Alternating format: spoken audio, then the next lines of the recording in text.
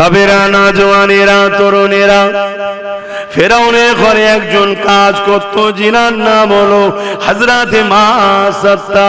একটা মহিলার কথা বলছি শোনে, কেন আজ আমাদের মা গুলো ভুলে যাচ্ছে, ইসলামের কথা ভুলে যাচ্ছে।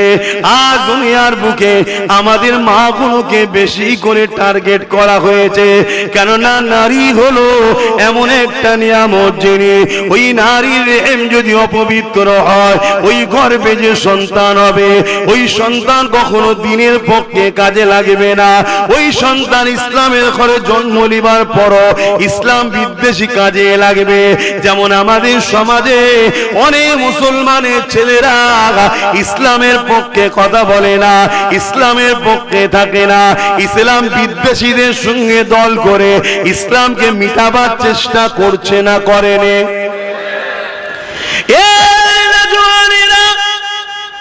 এই দুনিয়ার বুকে একজন ব্যক্তি এসেছিলেন, যিনার নাম হলো হযরতে সালাউদ্দিন আইবি। নাম আপনারা হয়তো শুনেছেন যারা ইতিহাস পড়েছে। এই সালাউদ্দিন আইবি কে ছিলেন? পৃথিবীর জমিনের সন্ত্রাস, জালিম, অত্যাচার যারা ছিল তাদের জন্য আতঙ্কের নাম সালাউদ্দিন আইবি ছিল। এই সালাউদ্দিন আইবি যখন ছোট্ট 9 বছর বয়স ছিল, তিনি এমন করে বাজারে গেছে, মসজিদের জন্য একটা মেহরাব যার উপরে দাঁড়িয়ে খুতবা দেয়, ওই মেহরাব কিনতে গেছে নিজের চাচার সাথে। ওই মসজিদের মেহরাব কিনতে গিয়ে এক ফার্নিচারের দোকানে ঢোকার পরে কাঠের মেহরাব পছন্দ করতে করতে এই 9 বছর সালাউদ্দিন হুজুরে একটা সুন্দর মেহরাবের দিকে নজর পড়েছে, যেটা বড় কারিকার্য করে তৈরি করা রয়েছে। হযরতে সালাউদ্দিন আইবি নিজের চাচাকে বলতে লেগেছে, ওই সুন্দর মেহরাবটা কেনেন, ওখানে দাঁড়িয়ে মসজিদে খুতবা ইমাম সাহেব দেবে, বড় ভালো লাগবে। ওই দোকানদার বলতে লেগেছে, এই মেহরাবটা বিক্রি করার জন্য নয়, এটা হলো একটা গিফটের জন্য তৈরি করা হয়েছে। এটা দোকানদার বলছে আমি গিফট করব। ওই সময় 9 বছরের বালক সালাউদ্দিন আইবি বলতে লেগেছে, তাহলে গিফটটা আমাকে করে, এটাকে নিয়ে গিয়ে আমরা আমাদের মসজিদে লাগাবো। ওই দোকানদার বলতে লেগেছে, এটা আমরা তাকে গিফট করব যে কি নাকি এই মেহরাবটাকে মসজিদে আকসায় গিয়ে লাগাবে। আল্লাহ বা সূরা রহমানের মধ্যে বলছেন, ওয়ালিমান খাফা মাকাম রাব্বিহি জান্নাতান, যারা আমি আল্লাহ আমাকে ভয় করবে, এ আমার বান্দা বান্দি রে, তোরা যারা আমি আল্লাহ আমাকে ভয় করবি, আল্লাহ কোরআনে সূরা রহমানে জানাচ্ছে, আমি আল্লাহ তাদের জন্য দুটো দুটো জান্নাত দেব। আরো জোরে বলুন সুবহান। শুনছো আমার ভাইরা? কোন ভাই যদি পাপ করতে গিয়ে ফিরে আসে, কোন ভাই যদি বাপ মা যদি অন্যায় করতে গিয়ে ফিরে আসে আল্লাহর ভয়ে, আমার আল্লাহ তাকে জান্নাত দেবে, ওয়াদা করছে। জোরে বলুন সুবহানাল্লাহ। আবার একটা নয়, দুটো জান্নাত। এটা সূরা রহমানের মধ্যে আল্লাহ বলছে। তাহলে ভয় কাকে করব? আর দ্বিতীয় কি লাভ? আপনার অন্তরে যদি আল্লাহর ভয় থাকে, পৃথিবীর সব শয়তান আপনাকে ভয় করবে। এটা সিস্টেম। এটা কি বলুন? সিস্টেম। কারো দেশে যদি পারমাণবিক বোম থাকে, ওই দেশকে অন্য দেশরা ভয় করে না? করে না। কি জন্য ভয় করে? ওর দেশে পারমাণবিক বোমা আছে। পারমাণবিক বোমাতে একটা ছোট্ট জিনিস রে বাবা, মানুষ তৈরি করেছে, ঠিক না বেটি? হ্যাঁ, তা সেটা থাকলে যদি তাকে ভয় করতে পারে, তামাম কায়নাতের মালিক যিনি, সেই আল্লাহ যার দিলে থাকবে, সেই আল্লাহকে যে ভয় করবে, এই ভয়টা কি ছোটখাটো ব্যাপার নাকি? আল্লাহ প্রত্যেকটা শয়তানের অন্তরে তার ভয় ঢুকিয়ে দেয়। জোরে বলুন সুবহানাল্লাহ। শুনছেন? বাবেরা, নওজোয়ান, তরুণেরা, আমার নবী পাকের প্রেমিকেরা ইসলামের ইতিহাস জানিয়ে দিচ্ছে যুগে যুগে যুগে ইসলামের বিরোধী কয়েক শ্রেণী মানুষেরা করেছে। তার মধ্যে প্রথম শ্রেণী হলো যারা ক্ষমতা জোরে মানুষের প্রভু হতে চায়, যারা ক্ষমতা জোরে মানুষকে কিন্তু দাস দাসী বানাতে চায়, তারা ইসলামের বিরোধী করে। দ্বিতীয় নম্বর হলো যারা ধর্মের নামে মানুষের কাছে বাবা সেজে বসে থাকে, যারা ধর্মের নামে কুসংস্কার মানুষের কাছে ছড়ায়, যারা ধর্মের নামে গরিবদের ঘরে অপমান অপদস্থ করে, যারা ধর্মের নামে গরিবের বাচ্চাদের ঘরে কতল করে দেয়, হত্যা করে দেয়, বলি দিয়ে দেয়। এই শ্রেণীর ভণ্ড বাবাগুলো এরা ইসলামকে বড় ভয় করে, কারণ ইসলামের আলোতে সত্যটা প্রকাশিত হয়ে যায়। এই বাবাদের ভণ্ডমির দোকান কোনো বন্ধ হয়ে যায়। তিন নম্বর হলো যাদের পেটে শিক্ষা নাই, তারা এই ভণ্ড বাবাদের পাল্লায় পড়ে ইসলামের বিরোধী করে বসে। চার নম্বর হলো মুসলমান ঘরে জন্ম নিয়েছে, এলেম অর্জন করেছে, ইসলাম সম্বন্ধে যথেষ্ট জ্ঞান আল্লাহ দিয়েছে, কিন্তু দুনিয়া ধন দৌলতের কাছে, দুনিয়ার গাড়ি বাড়ির কাছে, ইসলাম বিদ্বেষীদের কাছে নিজেদের ঘরে বিক্রি করে দিয়ে ইসলামকে মিটিয়ে নকল ইসলাম প্রতিষ্ঠিত করার চেষ্টা করে।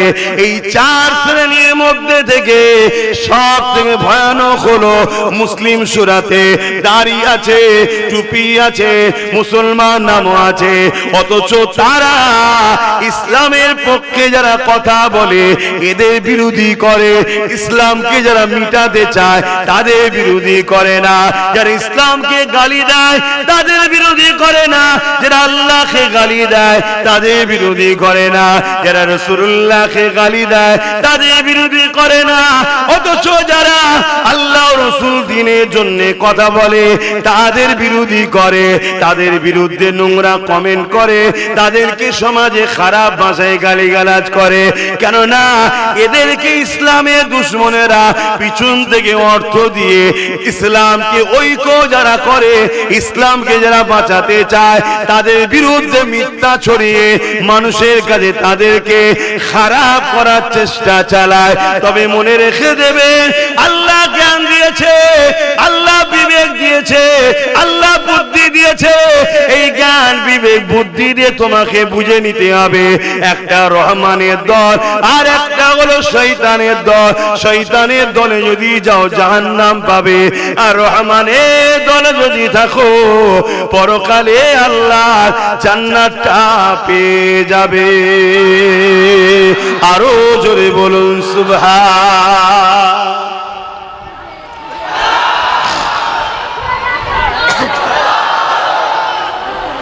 এই মাইকের আওয়াজ বুঝতে পাচ্ছেন তো? আপনারা আমাকে সময় দেবেন তো নাকি? আমার তো 4টে বন্ধ থাকার কথা, এরাই তো আধ ঘন্টা খেয়ে নিল। কথা বুঝছেন? আপনারা যদি সময় দেন আমি কিছু কথা আজ আপনাদের কাছে বলবো, কেন আমার খেলিও অনেক কিছু চলছে। আমার ওয়াজকে কাটিং করা হচ্ছে, আমার ফটোকে এডিট করা হচ্ছে। তোমার এই বাঁকুড়া জেলাতেই কোনো এক জায়গার ছেলে আমার ফটোকে এআই করেছে, করে কেটে তার মুখে লাগাচ্ছে। উদ্দেশ্যটা কি? একটাই, মুসলিম উম্মাকে যারা গানে নিয়ে যাচ্ছিল, ফাংশনে নিয়ে যাচ্ছিল, যাত্রায় নিয়ে যাচ্ছিল, সেরেকে নিয়ে যাচ্ছিল, রাজনীতির নামে এদেরকে ইসলাম বিদ্বেষী যারা বানাচ্ছিল তাদের হাত থেকে এদেরকে টেনে রুখে ধরেছি, এদেরকে ফিরিয়ে আনার চেষ্টা করছি, এদেরকে নাই সত্য ইনসাফের পক্ষে দাওয়াত দিচ্ছি, এদেরকে রাসূলের সঙ্গে জুড়ার চেষ্টা করছি। পাশাপাশি দুনিয়ায় উঁচু করে মাথা তুলে বাঁচার জন্য রাজনীতির প্ল্যাটফর্ম এদের করে দিচ্ছি। এই জন্য আমার উপরে টার্গেট এদের। এরা অনেক দিক দিয়ে আমাকে চেষ্টা করছে। তবে মনে রেখে দিও, দুনিয়া যতই চক্রান্ত করুক না কেন, সব সমস্যার সমাধান করে বিজয় যিনি দেয় তিনি কে? আরো জোরে কে? আল্লাহু আকবার, আল্লাহু আকবার। সেই আল্লাহর উপরে ভরসা রেখে কথা বলছি। আপনারা আগেও আমার শুনেছেন, আজও শুনছেন, মন দিয়ে শুনে দেখবেন। যদি মনে হয় আব্বাস সিদ্দিকী আল্লাহ বিদ্বেষী, ইসলাম বিদ্বেষী, নবী বিদ্বেষী, রাসূল বিদ্বেষী, তাহলে আব্বাস সিদ্দিকীকে মানা যাবে না। আর যদি মনে হয় আব্বাস সিদ্দিকী নবীর পক্ষে, আল্লাহর পক্ষে, ইসলামের পক্ষে, কোরআনের পক্ষে, তাহলে বাকি তোমার কোন বেঈমান, চোর, বাটপার, চরিত্রহীন নেতাদের বিরুদ্ধে আব্বাস হচ্ছে, ওটা দেখার বিষয় ইমানদারদের নয়। ইমানদারদের ঘরে দেখতে হবে আমার আল্লাহর পক্ষে যদি হয় তার সাথে থাকবো, রাসূলের পক্ষে যদি হয় তার সাথে থাকবো, কোরআনের পক্ষে যদি হয় তার সাথে থাকবো, ইসলামের পক্ষে যদি হয় তার সাথে থাকবো। বাকি কোন বিষয় দেখাটা আমাদের কাজ নয়, ঠিক না বেঠি? তাই আব্বাসের কথা শোনো, শুনে দেখো, ভাবো। যদি মনে হয় যে আব্বাস ভুল রাস্তায় সরে যাও, আর যদি মনে হয় আল্লাহ রাসূল দ্বীনের পক্ষে, কোরআনের পক্ষে, তাহলে আরো শক্তিশালী হতে হবে, আরো মজবুত হতে হবে। কারণ আগামী দিন বিরাট বড় যুদ্ধ হবে, বিরাট বড় লড়াই হবে, বিরাট বড় সংগ্রাম হবে। যে লড়াই একদিকে থাকবে ইনসাফ পরায়ণরা, আর একদিকে থাকবে চরিত্রহীনেরা, একদিকে থাকবে ন্যায়বাদীরা, আর একদিকে থাকবে মিথ্যাবাদীরা, একদিকে থাকবে ইনসাফওয়ালারা, আর একদিকে থাকবে বেইনসাফওয়ালারা, একদিকে থাকবে সত্যবাদীরা, আর একদিকে থাকবে মিথ্যাবাদীরা, একদিকে থাকবে চরিত্রওয়ালারা, আর একদিকে থাকবে চরিত্রহীনেরা, একদিকে থাকবে মানবতা প্রেমিকরা, আর একদিকে থাকবে মানবতা দুশমনেরা। এই উম্মতে মুহাম্মাদি এই জায়গায় দাঁড়িয়ে থেকে তুমি যদি ওই যুদ্ধে, ওই লড়াইয়ে, ওই সংগ্রামে মানবতা প্রেমিক, ইনসাফওয়ালা, ন্যায়ওয়ালা ওই মানুষের পক্ষে তুমি দাঁড়াতে পারো, এটাই তোমার জন্য কিয়ামতের দিন নাজাতের ওসিলা হবে। জোরে বলুন সুবহানাল্লাহ, আরো জোরে বলুন সুবহানাল্লাহ। নারে তাকবীর, নারে তাকবীর, বড় ভাইজান জিন্দাবাদ। ভাইরা আমার, আমরা ইসলামকে কুক্ষিগত করে দিয়েছি, মসজিদের মধ্যে ইসলামকে ঢুকিয়ে তালা মেরে দিয়েছি, মাদ্রাসার মধ্যে ইসলামকে ঢুকিয়ে তালা মেরে দিয়েছি। তাই আমাদের যুব সমাজ ইসলামকে বুঝতে পারেনি। ইসলামে নামাজ আছে, ইসলামে রোজা আছে, ইসলামে হজ আছে, ইসলামে দাড়ি টুপি আছে, কিন্তু এটা ব্যক্তি জীবনের। আমি নামাজ পড়লে আমার ফায়দা, সমাজের ফায়দা নয়। আমি রোজা রাখলে আমার ফায়দা, সমাজের ফায়দা নয়। আমি হজ করলে আমার ফায়দা, সমাজের ফায়দা নয়। কিন্তু এই সমাজকে দুর্নীতি মুক্ত করলে সমাজের ফায়দা, এই সমাজকে রেপ মুক্ত করলে সমাজের ফায়দা, এই সমাজকে চোর মুক্ত করলে সমাজের ফায়দা, এই সমাজকে অত্যাচার মুক্ত করলে সমাজের ফায়দা। আরে ইসলাম এত বড় ব্যাপার।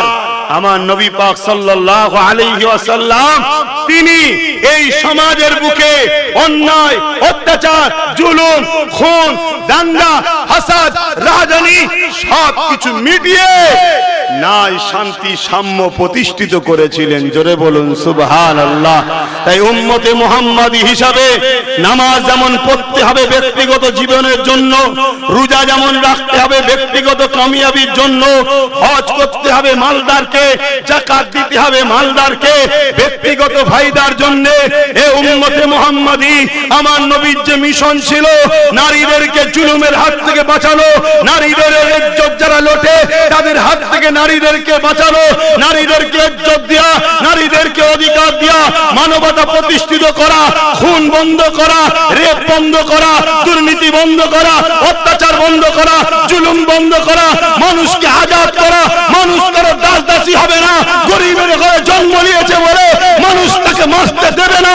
এই অত্যাচারের বিরুদ্ধে আল্লাহ নবী যে লড়াই করেছে, এই উম্মতে মুহাম্মাদি নামাজ পড়তে যাব এই লড়াই করে আল্লাহর সৃষ্টিকে বাঁচাবার জন্য নবীর সুন্নাত পালনের দরকার আছে না নাই?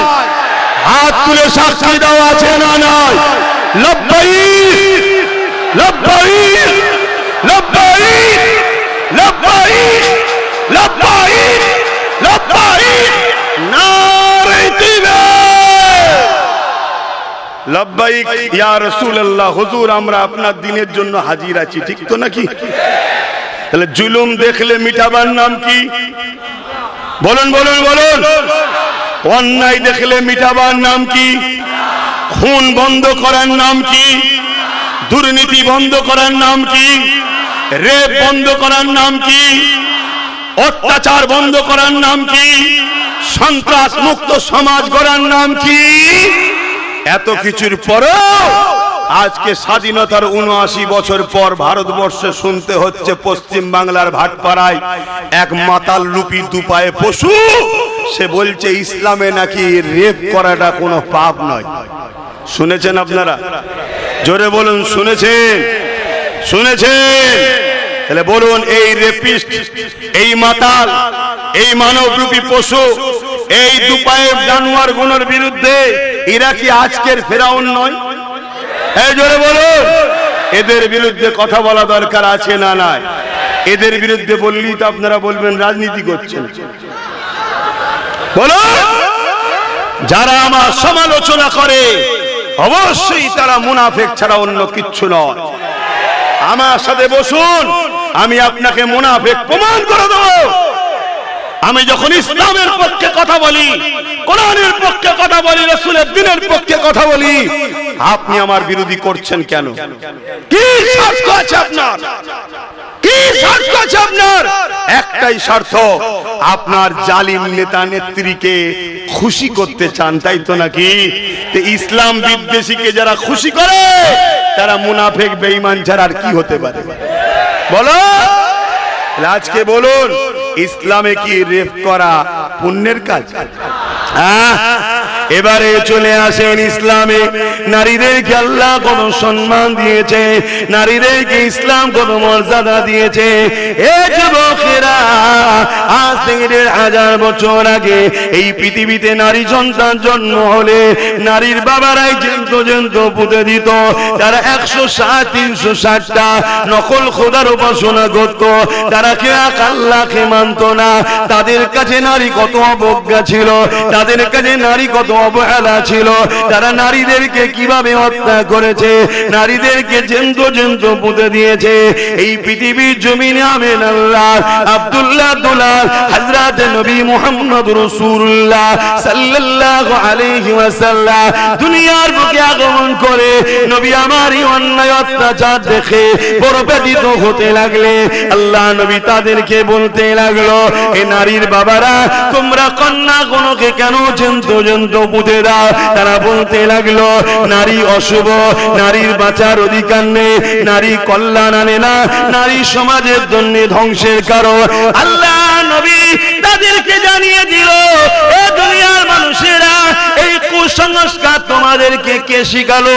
তারা তখন বলতে লেগেছে, লা তুসাহুব, নারীগুলোকে তৈরি করেছে শুধুমাত্র পুরুষের ভোগের জন্য। পুরুষ তাদেরকে হত্যা করতে পারে, ভোগ করতে পারে, কোন অন্যায় অত্যাচার পাপ হবে না। আরে জাহান্নামের কুকুরেরা, এটা তো তোদের কালচার ছিল। আমার আমিন আল্লাহ মুহাম্মদ রাসূলুল্লাহ মায়ের জাত নারীদের ঘরে কিভাবে বাঁচিয়েছে দেখো। আল্লাহ নবী বলতে লেগেছে, না না না, মহান স্রষ্টা এমন করে মায়ের পেট গর্ভেতে পুত্র সন্তান দেয়, ওই মহান স্রষ্টা আবার মায়ের গর্ভেতে কন্যা সন্তান দেয়। এতে নারীর কি দোষ রয়েছে? আমাকে মহান স্রষ্টা পাঠিয়েছে, আমি জানিয়ে দিলাম, কারো ঘরে যদি প্রথম নারী সন্তান হয়, এর মানে ওই বাবাকে মহান স্রষ্টা শান্তি জান্নাতের পয়গম দেয়।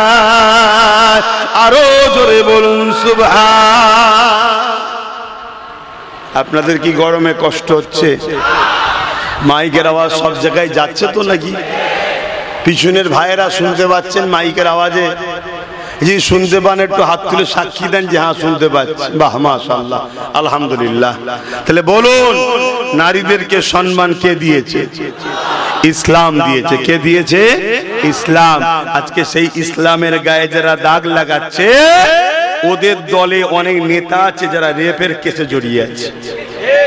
ওদের দলের লোকেরা রেপিসরা বেরোলে গলায় মালা দিয়ে ফুলের মালা দিয়ে নিয়ে আসে। অতএব এরা কত বড় চরিত্রহীন, এরা কত বড় জালিম, এরা কত বড় ফেরাউন, এরা কত বড় মানবরূপী পশু। এদের কোনো মানুষের কাছে বলার কিছু নেই, এদের রাজনীতি করার কোনো ইস্যু নাই। এরা কি করছে? ইসলামকে আঘাত দিচ্ছে। যখন রাজনীতির নেতা রাজনীতি ছেড়ে দিয়ে ধর্মে আঘাত দেওয়া শুরু করবে, তখন ধর্মের নেতারা রাজনীতি নিয়ে মাথা দেওয়া দরকার আছে না না? একটু জোরে বলুন, আছে না না? না হয় তুই তোর জায়গায় থাকবি, ধর্ম নেতারা ধর্ম নেতার জায়গায় থাকবে, ঠিক তো নাকি? তুই যখন তোর জায়গা থেকে ধর্মকে অ্যাটাক করবি, তুই যখন তোর জায়গা থেকে ধর্মকে মিথ্যাচার করবি, তুই যখন তোর জায়গা ছেড়ে দিয়ে মানুষের রুটি রুটি কাজ কারবার দেশের উন্নতির কথা ভাবা ছেড়ে দিয়ে তুই যখন ধর্মের উপরে আঘাত দিবি, তখন ধর্মগুরুদের জন্য ধর্মের ব্যাপারে হাত দেওয়ার জন্য রাজনীতির বিষয়ে মাথা ঘামানো তখন দায়িত্ব ওয়াজিব হয়ে যায়। কথা বুঝে আসছে না? না, তাই আব্বাস সিদ্দিকী কথা বলছে, আপনাদের অসুবিধা হচ্ছে? হ্যাঁ, আমি ইসলামের পক্ষে বলছি না বিরুদ্ধে। তাহলে কার বিরুদ্ধে লাগছে তো তোমাদের দেখার বিষয় নয়। কার বিরুদ্ধে যাচ্ছে তোমাদের তো দেখার বিষয় নয়। তোমাদের তো দেখার বিষয় আব্বাস ইসলামের বিরুদ্ধে না বলে। ইসলামের বিরুদ্ধে বললে আব্বাসকে মানা, জোরে বলো, হ্যাঁ আমি ইজাজত দিচ্ছি, জোরে বলো, যাবে না। বাকি কোন দাদা দিদির গায়ে লাগছে তো দেখার দরকার নেই। কেন? দাদা দিদি তো তোমার অরিজিনাল নয়। তোমরা সাথ দিয়েছো, সে দাদা হয়েছে, কেউ দিদি হয়েছে। তোমরা সাথ না দিলে দাদাও হতো না, দিদি হতো না, জিরো। বিগত দিন যারা ক্ষমতায় ছিল, যখন মানুষ সরে গেছে সব ফিউজ আউট, অর্থাৎ বেলুন যখন পাম আছে তখন খুব ভালো লাগে, একটা সুই মেরে দাও দেখবে ফুস। অর্থাৎ তোমরাই মূলত হিরো। মূলত হিরো কারা? তোমরা। আর তোমরা যাকে তোমাদের মাথায় বসতে দিচ্ছ, সে যদি তোমাদের মাথায় বসে তোমাদের সহযোগিতা নিয়ে তোমার দ্বীনের উপরে আঘাত দেয়, তোমার কোরআনের উপরে আঘাত দেয়, তোমার আল্লাহর উপরে আঘাত দেয়, এরপরেও যদি তোমরা তাদের পাশে দাঁড়াও, এ থেকে কি প্রমাণ হচ্ছে না তোমরাও ইসলামের দুশমন? জোরে বলো। তাহলে আমি আমার বাপকে, আমার মাকে, আমার বোনকে, আমার ভাইকে, আমাদের বাচ্চাদের ঘরে আমার বুঝাবার দায়িত্ব আছে না না? তাই আমি যেখানেই যাই আমার ভাই, আমার মা, আমার বোন, আমার বাপ, আমার ভাইদেরকে বুঝাই যে ভাইরা খবরদার, সাবধান হও, সাবধান হও। এরা রাজ পাওয়ারের নামে ফেরাউনের মতো এরা ইসলামকে মিটাতে চাইছে। বনি ইসরাইলকে যেমন ফেরাউন মিটাতে চেয়েছিল, এরা উম্মতে মুহাম্মাদি মুসলিমকে মিটাতে চাইছে। সত্য না মিথ্যা? এটা কি সজাগ করা, বলা কি আমার অপরাধ হচ্ছে?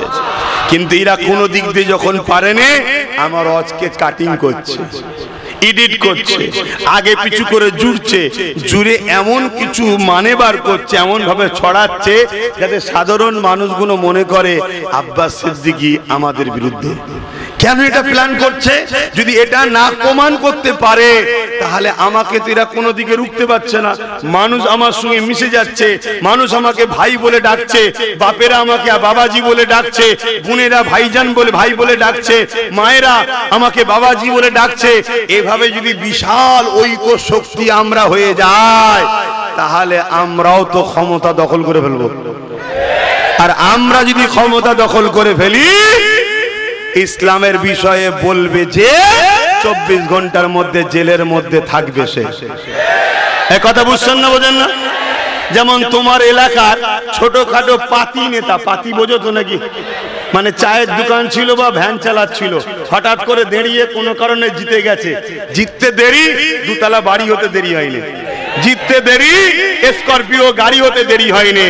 আমার তো ছোটবেলায় শুনতাম জাদুর ছড়ি। আমরা বিশ্বাস করি না জাদু, কিন্তু ছোটবেলায় গল্প শোনাতো না যে পড়ি এসে জাদুর ছড়ি ঠেকিয়েছে, সব শোনা হয়ে গেছে।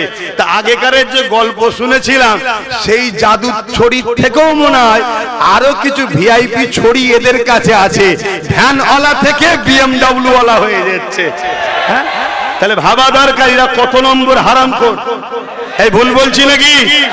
লোক খেটে খেটে 30-40 বছর ধরে মেহনত করে একটা ঘর করতে পারছে না, আর এরা রাতারাতি বাড়ি হয়ে যাচ্ছে, রাতারাতি গাড়ি হয়ে যাচ্ছে, মাঠের জমি অর্ধেক হয়ে যাচ্ছে। এরা পরের মাল ঝাড়ছে না ঝাড়ে না? জোরে বলুন, ঝাড়ছে না ঝাড়ে না? যারা পরের মাল ঝেড়ে খায় এদেরকে ইসলামের ভাষায় বলা হয় হারামখোর। আর হারামখোরের যারা সাথ দেয় তারা হারামখোরদের সঙ্গে জাহান্নামে যাবে। এটা কি আমার জাতিকে জানানো দরকার আছে না? না, এটা জানালে হারামখোর গুলো রেগে যাচ্ছে, রেগে গিয়ে কোনো দিকে পাচ্ছে না, তখন কাটিং করছে। কেন? তোদেরও তো অনেক মৌলী সাহেব কিনা আছে, তোদেরও তো অনেক মুফতি বক্তা সব ভাড়াটিয়া আছে। কলিকাতার ব্রিকেটে একটা জনসভা কর, বাহাসের ডেট দে, আব্বাস সিদ্দিকী যা বলেছে সে কোনো যদি ভুল প্রমাণ করতে পারে আমাকে যা শাস্তি দেবি মেনে নেবো। তোদের মৌলী সাহেব গুলোকে লিয়াই না, শুনছেন না শোনেন না? আসবে না, কারণ মৌলী সাহেবের কাছে যখন যায় মৌলী সাহেব বলছে গোলে মালে যতদিন যায় এভাবেই খা, বেশি পাকামু করতে যাসনি। শুনছেন তো নাকি? হ্যাঁ, কেন জি কটা কথা বলেছি, একটা কথা আমার আব্বার বলিনি আর আমার দাদুর বলিনি, সব কটা কথা ইসলাম শরিয়াতের বলেছি। ইসলাম শরিয়াত কারো বাপের কথাতে চলে না, ইসলাম শরিয়াত চলে আমেনা লালের কথাই। জোরে বলুন সুবহানাল্লাহ, আরো জোরে বলুন সুবহানাল্লাহ। এ যুবকেরা মন দিয়ে শোনো, তোমাদের লাইফে অনেক ভুল আছে। দাড়ি রাখুনি, মাথায় টুপি দেউনি, প্যান্ট শার্ট পরো, অনেক সময় নামাজ কাজা করো, অনেক ভুল তোমাদের মধ্যে আছে। কিন্তু এইগুলোর ভুল আল্লাহর কাছে তওবা করো, নামাজি হয়ে যাও, দাড়িওয়ালা হয়ে যাও, জুব্বাওয়ালা হয়ে যাও, আল্লাহ পাক তোমাদেরকে মাফ করে দেবে। বলো আল্লাহুম্মা আমিন। আমি জানতে চাই, এই জমিনের উপরে অনেক লোক ছিল যারা একটা সময় অন্যায় করেছে, আল্লাহ তাকে পরিবর্তন করে জগৎ বিখ্যাত আল্লাহর ওলি বানিয়ে দিয়েছে। জোরে বলুন সুবহানাল্লাহ।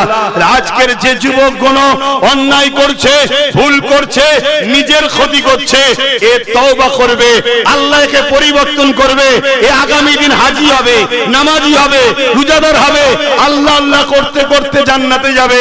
বলো ইনশাআল্লাহ। কিন্তু মনে রাখবে, কেউ যদি শিরক করে, কেউ যদি ইসলাম বিদ্বেষী হয়, তার কি মাপ আছে? আজকে তোমাদের ঘরে সেই লাইনে নিয়ে যাওয়ার পরিকল্পনা হচ্ছে, আর আমি যখন বিছখানে দাঁড়িয়ে গেছি বাধা হয়ে, আমার পিছনে লেগে গেছে। কথা বুঝছো তো নাকি? আমি ঘাবড়াইনি, তোমরা ঘাবড়ে যাচ্ছ। জোরে বলো, ঘাবড়ে যাচ্ছ? আমি টেনশনে নাই, আমি ফুল তৈরি আছি যুদ্ধের জন্য। তোমরা রাজি আছো তো নাকি? কোনোভাবে পিছনের রাস্তা নাই, হাত নামাও, কোনোভাবে পিছনের রাস্তা নেই। কেন? এখানে আমার আল্লাহর দিনের ব্যাপার। আরে জান তো আল্লাহ দিয়েছে, নিঃশ্বাস টানছি আল্লাহর দয়ায়, দুটো হাত তো আল্লাহ দিয়েছে, দুটো পা তো আল্লাহ দিয়েছে। মরতে তো একদিন হবে, কুকুরও মরে, গরুও মরে, ছাগলও মরে, ওভাবে মরে লাভ নেই। মরণটা যেন আল্লাহ দিয়া, জান আল্লাহর জন্য বেরোই। জোরে বলুন সুবহানাল্লাহ। বাবেরা চলে আসে, আলোচনার দিকে যায়। ফেরাউন অত্যাচার কিভাবে করেছিল এই বিষয়ে বলবো। বর্তমান সময়ে আপনি একটু মিলিয়ে দেখে নেবেন, এ যুবকেরা, তরুণেরা, ফেরাউন এমন করে মিশরের জমিনে মানুষের উপরে লুট শুরু করলো, মানুষকে জুলুম করতে শুরু করলো, মানুষের উপরে আতঙ্কবাদী শুরু করলো, মানুষের উপরে আতঙ্ক ছড়িয়ে দিল। মানুষ ফেরাউনের অত্যাচারে, ফেরাউনের জুলুমেতে মানুষ অতিষ্ঠ হতে লাগলো। এইভাবে ফেরাউন আস্তে আস্তে বড় হতে হতে ফেরাউন মিশরের রাজা হয়ে গেল। রাজা হয়ে যাবার পর ফেরাউন মানুষকে শাসন করতে লেগেছে, মানুষকে শোষণ করতে লেগেছে। একদিন ফেরাউন মিশরের রাজা হয়ে যাবার পর মন্ত্রীদের ঘরে ডেকে বলতে লাগলো, এ আমার মন্ত্রীরা, এখন তো আমি মিশরের রাজা হয়ে গেছি, মানুষ আমার ভয়ে কম্পিত, মানুষ আমার বিরুদ্ধে কেউ কথা বলতে চায় না। এই মিশরের সেনাবাহিনীরা, এই মিশরের মন্ত্রীরা, আজ আমি একটা বড় পরিকল্পনা করেছি।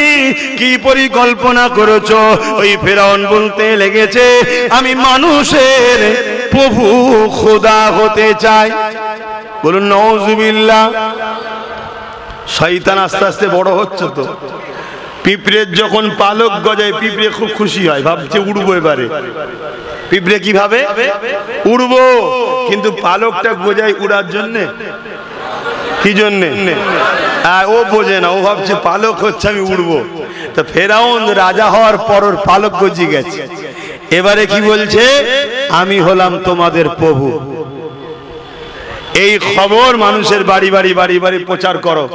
ছোট ছোট ফেরাউনের মূর্তি তৈরি করেছে, পাথরের কেটে কেটে সব নকশা করছে। তখনকার শিল্পী যারা ছিল তৈরি করে লোকের বাড়ি বাড়ি বাড়ি বাড়ি বাড়ি বাড়ি দিচ্ছে, যাও ফেরাউনের উপাসনা করো। যে মানে নেই তাকে হত্যা করছে। শুনছেন? মানুষ ভয়েতে অনেকে ফেরাউনকে মেনে নিচ্ছে, কিন্তু বনি ইসরাইল কম।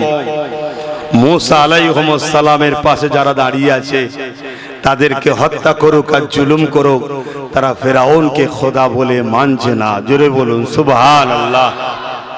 তো ফেরাউন প্রশাসন দিয়ে, ফোর্স দিয়ে তার ক্ষমতা সর্বোচ্চ চেষ্টা করছে, আমাকে খোদা মানতেই হবে। শুনছেন? আজও আমাদের জুলুম যারা করছে, এরা জুলুমের প্রথম স্টপিসে আছে, এরা প্রথম স্টেজে আছে। এই জুলুমকে যদি এক্ষুনি কন্ট্রোল করা না যায়, এই জুলুমকে যদি এক্ষুনি রুখা না যায়, আগামী দিন এরাও দেখবেন আমাদের ঘরে ধর্মান্তরিত করে, আমাদের আল্লাহ ও রাসূল থেকে সরিয়ে এরা নিজেদের প্রভুত্ব আমাদের উপরে চাপাবে। কারণ এরাও ক্ষমতা জোরে মানুষের প্রভু হওয়া স্বপ্ন দেখছে না, দেখেনি। অলরেডি অনেকে বলে আমাদের খাবি, অন্যদের গুণ গাইবি, আমাদের রাস্তায় চলবি, অন্যদের গুণ গাইবি। এটা হলো ফেরাউনের প্রথম স্টেজ। তোর বাবা কালী নাকি আমাদের বলছিস? আমরা ট্যাক্স দিই, সেই ট্যাক্সের বিনিময়ে দেশ চলে। আমরা ট্যাক্স দিই, সেই ট্যাক্সের বিনিময়ে রাস্তাঘাট হয়। আমাদের ট্যাক্সে আমাদের না বলে, এই যে দেশের না বলে ব্যক্তির দিকে টানা, এটা কোনো একটা জায়গায় যেন ফেরাউনের খসলতের সঙ্গে মিলছে। কোরআন তার প্রমাণ দিচ্ছে। তা এটা কি আমার জাতিকে শোনানো দরকার আছে না নাই? এই কথা শুনিয়ে দিলে আমার উপরে ফোঁস তুলছে। যার কি ওয়াজ নেই, নামাজের কথা বলতে পারে না। শুনছেন তো নাকি? ও বদমাইশ। পরিকল্পনা চলছে না চলেনি? আরো কয়েকটা পরিকল্পনার কথা বলবো, ধৈর্য আছে তো? না গরমে কষ্ট হচ্ছে? ফেরাউনের বাড়ি কি বলছে 3-4 দিন ধরে আজ করে। কি বদমাইশ রে, কে এটা? 3-4 দিন ধরে আজ করবে? ঠিক আছে, তোমরা আমার ভাই হও, হাসি খুশিতেই থাকবো, কিন্তু বিয়াদবি নয়। বিয়াদব কপাল ফাটা হয়। মনে রাখবে, ভাই হই কিন্তু তোমার নবীর বংশের আওলাদ, এটা ভুলে গেলে হবে না। ভাই হই তোমার পীরের খুন, এটা মাথায় রাখতে হবে। বাবেরা, না জওয়ানেরা, তরুণেরা, ফেরাউনের ঘরে একজন কাজ করত, জিনার নাম হলো হযরতে মা সাত্তা। একটা মহিলার কথা বলছি শোনে। কেন আজ আমাদের মা গুলো ভুলে যাচ্ছে, ইসলামের কথা ভুলে যাচ্ছে। আজ দুনিয়ার বুকে আমাদের মা গুলোকে বেশি করে টার্গেট করা হয়েছে। কেননা নারী হলো এমন একটা নিয়ামত, যিনি ওই নারীর রেহেম যদি অপবিত্র হয়, ওই গর্ভে যে সন্তান হবে, ওই সন্তান কখনো দিনের পক্ষে কাজে লাগবে না। ওই সন্তান ইসলামের ঘরে জন্ম নিবার পর ইসলাম বিদ্বেষী কাজে লাগবে। যেমন আমাদের সমাজে অনেক মুসলমানের ছেলেরা ইসলামের পক্ষে কথা বলে না, ইসলামের পক্ষে থাকে না, ইসলাম বিদ্বেষীদের সঙ্গে দল করে ইসলামকে মিটাবার চেষ্টা করছে না, করেনি?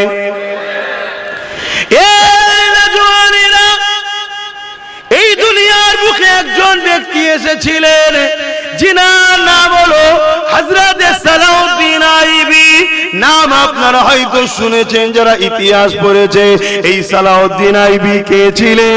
পৃথিবীর জমিনের সন্ত্রাস জালিম অত্যাচার যারা ছিল তাদের জন্য আতঙ্কের নাম সালাউদ্দিন আইবি ছিল। এই সালাউদ্দিন আইবি যখন ছোট্ট 9 বছর বয়স ছিল তিনি এমন করে বাজারে গেছে মসজিদের জন্য একটা মেহরাব যার উপরে দাঁড়িয়ে খুতবা দেয় ওই মেহরাব কিনতে গেছে নিজের চাচার সাথে। ওই মসজিদের মেহরাব কিনতে গিয়ে এক ফার্নিচারের দোকানে ঢোকার পরে কাঠের মেহরাব পছন্দ করতে করতে এই 9 বছর সালাউদ্দিন হুজুরে একটা সুন্দর মেহরাবের দিকে নজর পড়েছে যেটা বড় কারিকার্য করে তৈরি করা রয়েছে। হযরতে সালাউদ্দিন আইবি নিজের চাচাকে বলতে লেগেছে ওই সুন্দর মেহরাবটা কেনে ওখানে দাঁড়িয়ে মসজিদে খুতবা ইমাম সাহেব দেবে বড় ভালো লাগবে। ওই দোকানদার বলতে লেগেছে এই মেহরাবটা বিক্রি করার জন্য নয়, এটা হলো একটা গিফটের জন্য তৈরি করা হয়েছে। এটা দোকানদার বলছে আমি গিফট করব। ওই সময় 9 বছরের বালক সালাউদ্দিন আইবি বলতে লেগেছে তাহলে গিফটটা আমাকে করে এটাকে নিয়ে গিয়ে আমরা আমাদের মসজিদে লাগাবো। ওই দোকানদার বলতে লেগেছে এটা আমরা তাকে গিফট করব যে কি নাকি এই মেহরাবটাকে মসজিদ আকসায় গিয়ে লাগাবে। তখন মসজিদে আকসায় পাহারা দিত 4 লক্ষ সৈন্য। যখন শিফট হবে আবার 4 লক্ষ সৈন্য পাহারা দেবে, এই সৈন্য চলে যাবে। এইভাবে মসজিদে আকসাকে সেলিবিয়ারা দখল করে রেখেছে। আর 9 বছরের বাচ্চা যখন শুনলো ওই মসজিদে এই মেহরাবটা যে লাগাবে তাকে আমি মেহরাবটা গিফট করব, এই 9 বছরের সালাউদ্দিন আইবি দোকানে দাঁড়িয়ে বলেছিল যত্ন করে রাখেন ইনশাআল্লাহ আমি সালাউদ্দিন এটা নিয়ে গিয়ে মসজিদে আকসাতেই লাগাবো। জোরে বলুন সুবহানাল্লাহ, আরো জোরে বলে, আরো জোরে বলে। আর আজকে আমাদের 9 বছর কেন 3 9 27 বছরের যুবক রাস্তায় বসে পাবজি গেম নিয়ে ব্যস্ত। তাহলে আমাদেরকে বড় প্ল্যান করে ইসলাম ভুলানো হচ্ছে না হয়নি? আমাদেরকে বড় প্ল্যান করে ইসলাম বিদ্বেষীরা গান দিয়েছে, ফাংশন ধরিয়েছে, যাত্রা ধরিয়েছে, সুদ ধরিয়েছে, ঘুষ ধরিয়েছে, খেলা মেলার মধ্যে জড়িয়ে আমাদেরকে ইসলাম বিদ্বেষীরা আল্লাহ রসুল থেকে সরাবার পরিকল্পনা করছে। কেন? এরা জানে যদি উম্মতে মুহাম্মাদীকে আল্লাহ থেকে না সরানো যায়, নবী থেকে না সরানো যায়, এদের সঙ্গে আল্লাহ রসুলের যদি মহব্বত থাকে, আবার যদি বদর হয় এরাই জিতবে, আবার যদি কারবালা হয় এরাই জিতবে, আবার যদি উহুদ হয় এরাই জিতবে, আবার যদি মঈনুদ্দিন আজমিরির মতো লড়াই হয় এরাই জিতবে, আবার যদি মসজিদ আকসার জন্য সালাউদ্দিনের প্রয়োজন হয় এদের বাড়ি থেকে সালাউদ্দিন বেরোবে।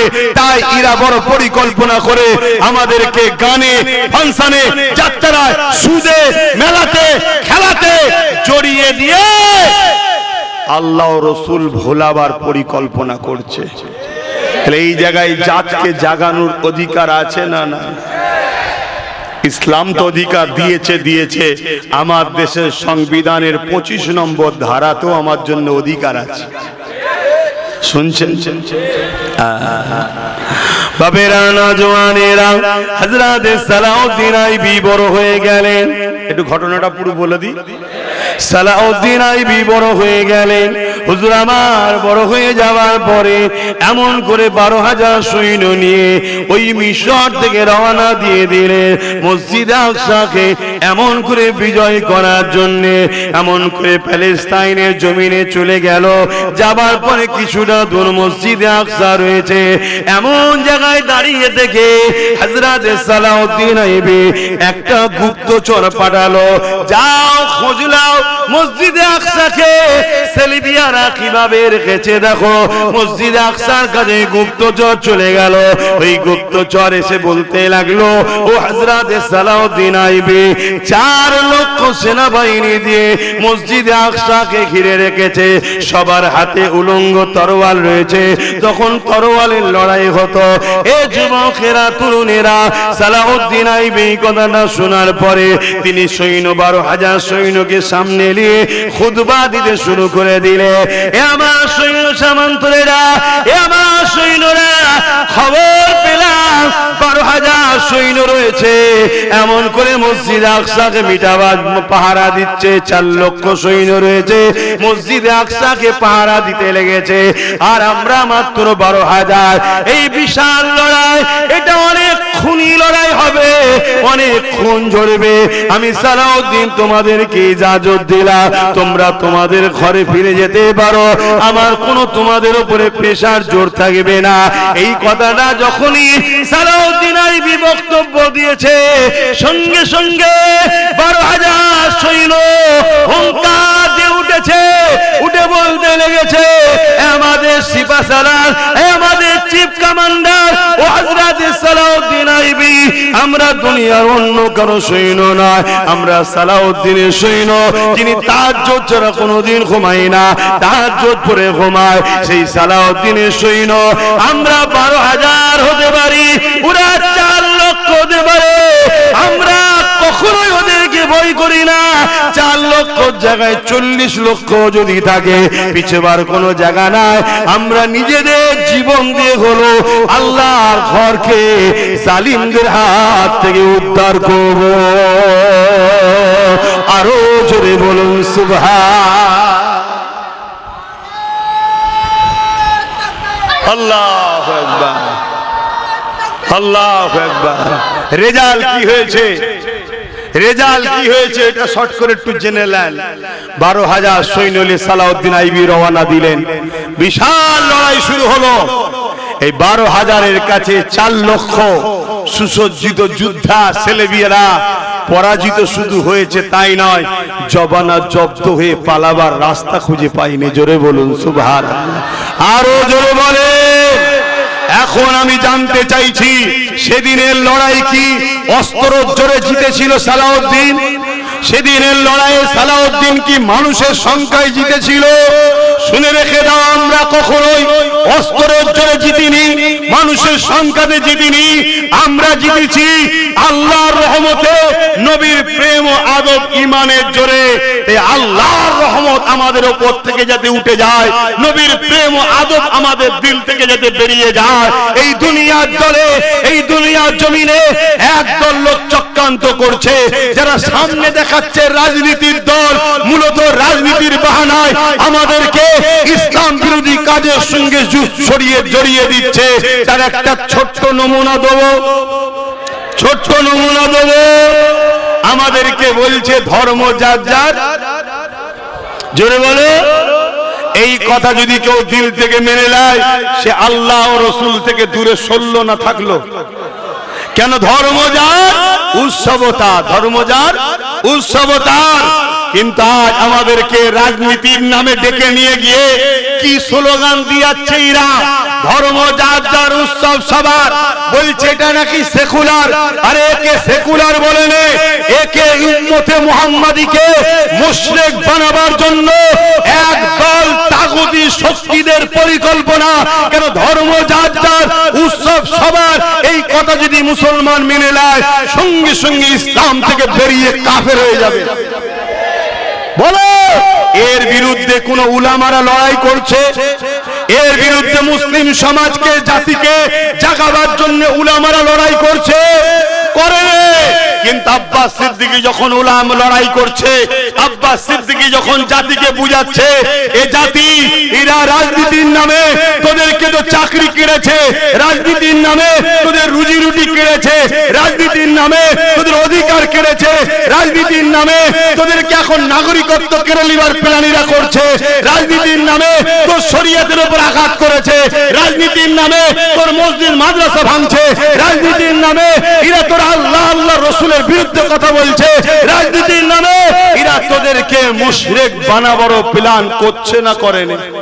এই জোরে বলে ইসলাম শরিয়াত কি বলছে? এদের হাত থেকে উম্মতকে বাঁচাবার জন্য কথা বলা দরকার আছে না? না,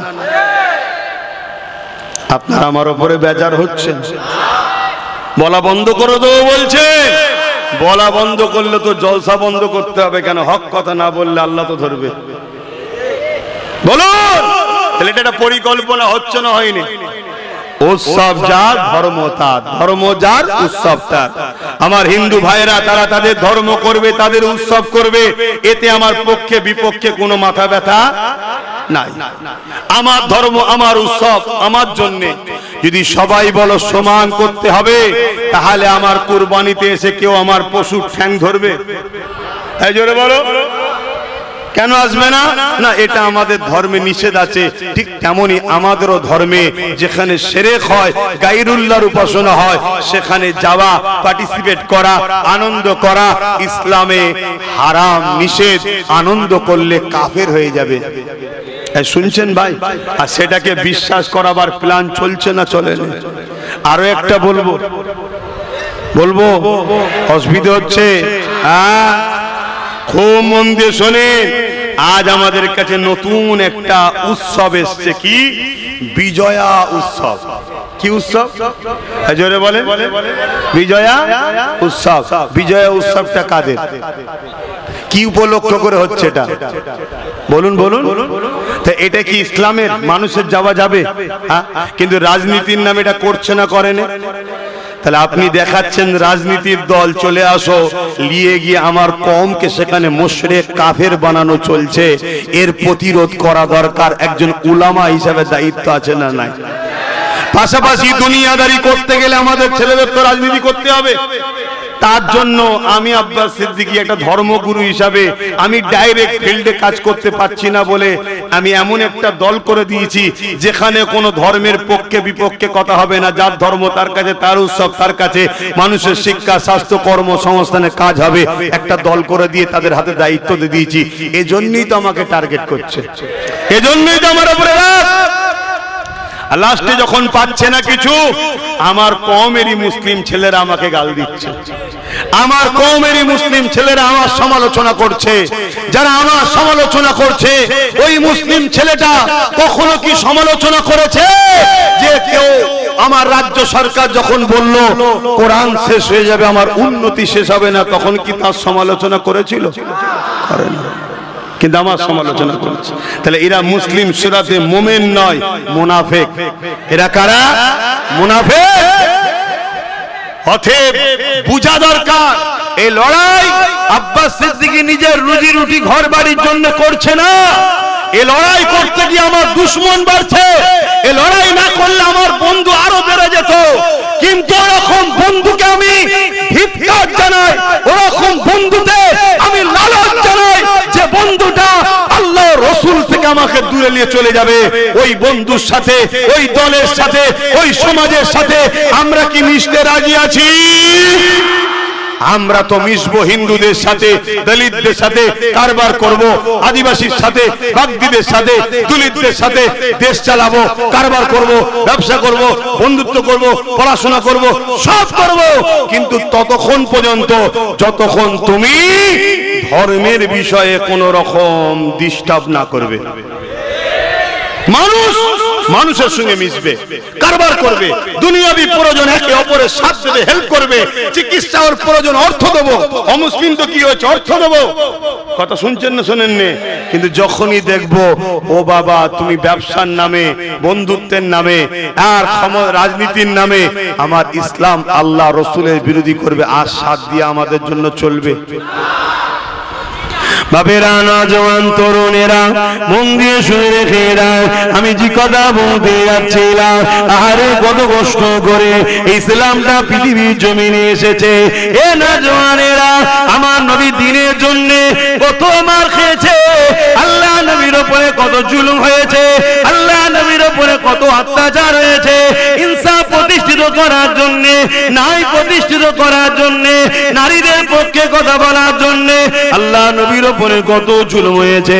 আমি যে কথা প্রথম বলতে গিয়ে রয়ে গেলাম, আল্লাহ নবী যখন মক্কার মুশরিক জালিমদেরকে বলল তোমরা নারীগুলোকে জ্যান্ত পুঁতে দিও না গো, মহান স্রষ্টা জানিয়েছে যার ঘরে কন্যা সন্তান হয় এর জন্য তাকে জান্নাতের সুসংবাদ দেওয়া হয়। শুধু এটা নয়, আল্লাহ নবী আরো জানিয়ে দিলেন একটা দুটো তিনটে কারো ঘরে যদি পর পর তিনটে কন্যা সন্তান হয় আমি রাসূলুল্লাহ জানিয়ে দিই ওই তিন কন্যা সন্তান আয় আব্বা ওই সন্তানগুলোকে লালন পালন করে তার বিবাহ দিয়ে দেয়, তাকে পূজা যদি না মনে করে, অবজ্ঞা না করে, আল্লাহ দিয়া নিয়ামত মনে করে ভালোবেসে ওই নারীদের দেখাশোনা করে শিক্ষা দিয়ে তার লালন পালন করে বিবাহ যদি দিয়ে দিতে পারে, আল্লাহ নবী জানিয়ে দিলে ওই তিন কন্যার বাবা আর আমি রাসূলুল্লাহ এ যুবক আমার দিকে দেখো এই যে দুটো আগুন পাশাপাশি রয়েছে,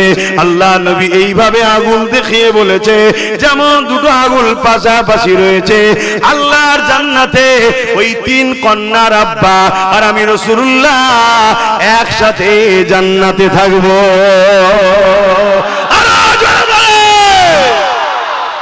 তাহলে নারীরা আমাদের জন্য সম্মানের জিনিস নয়?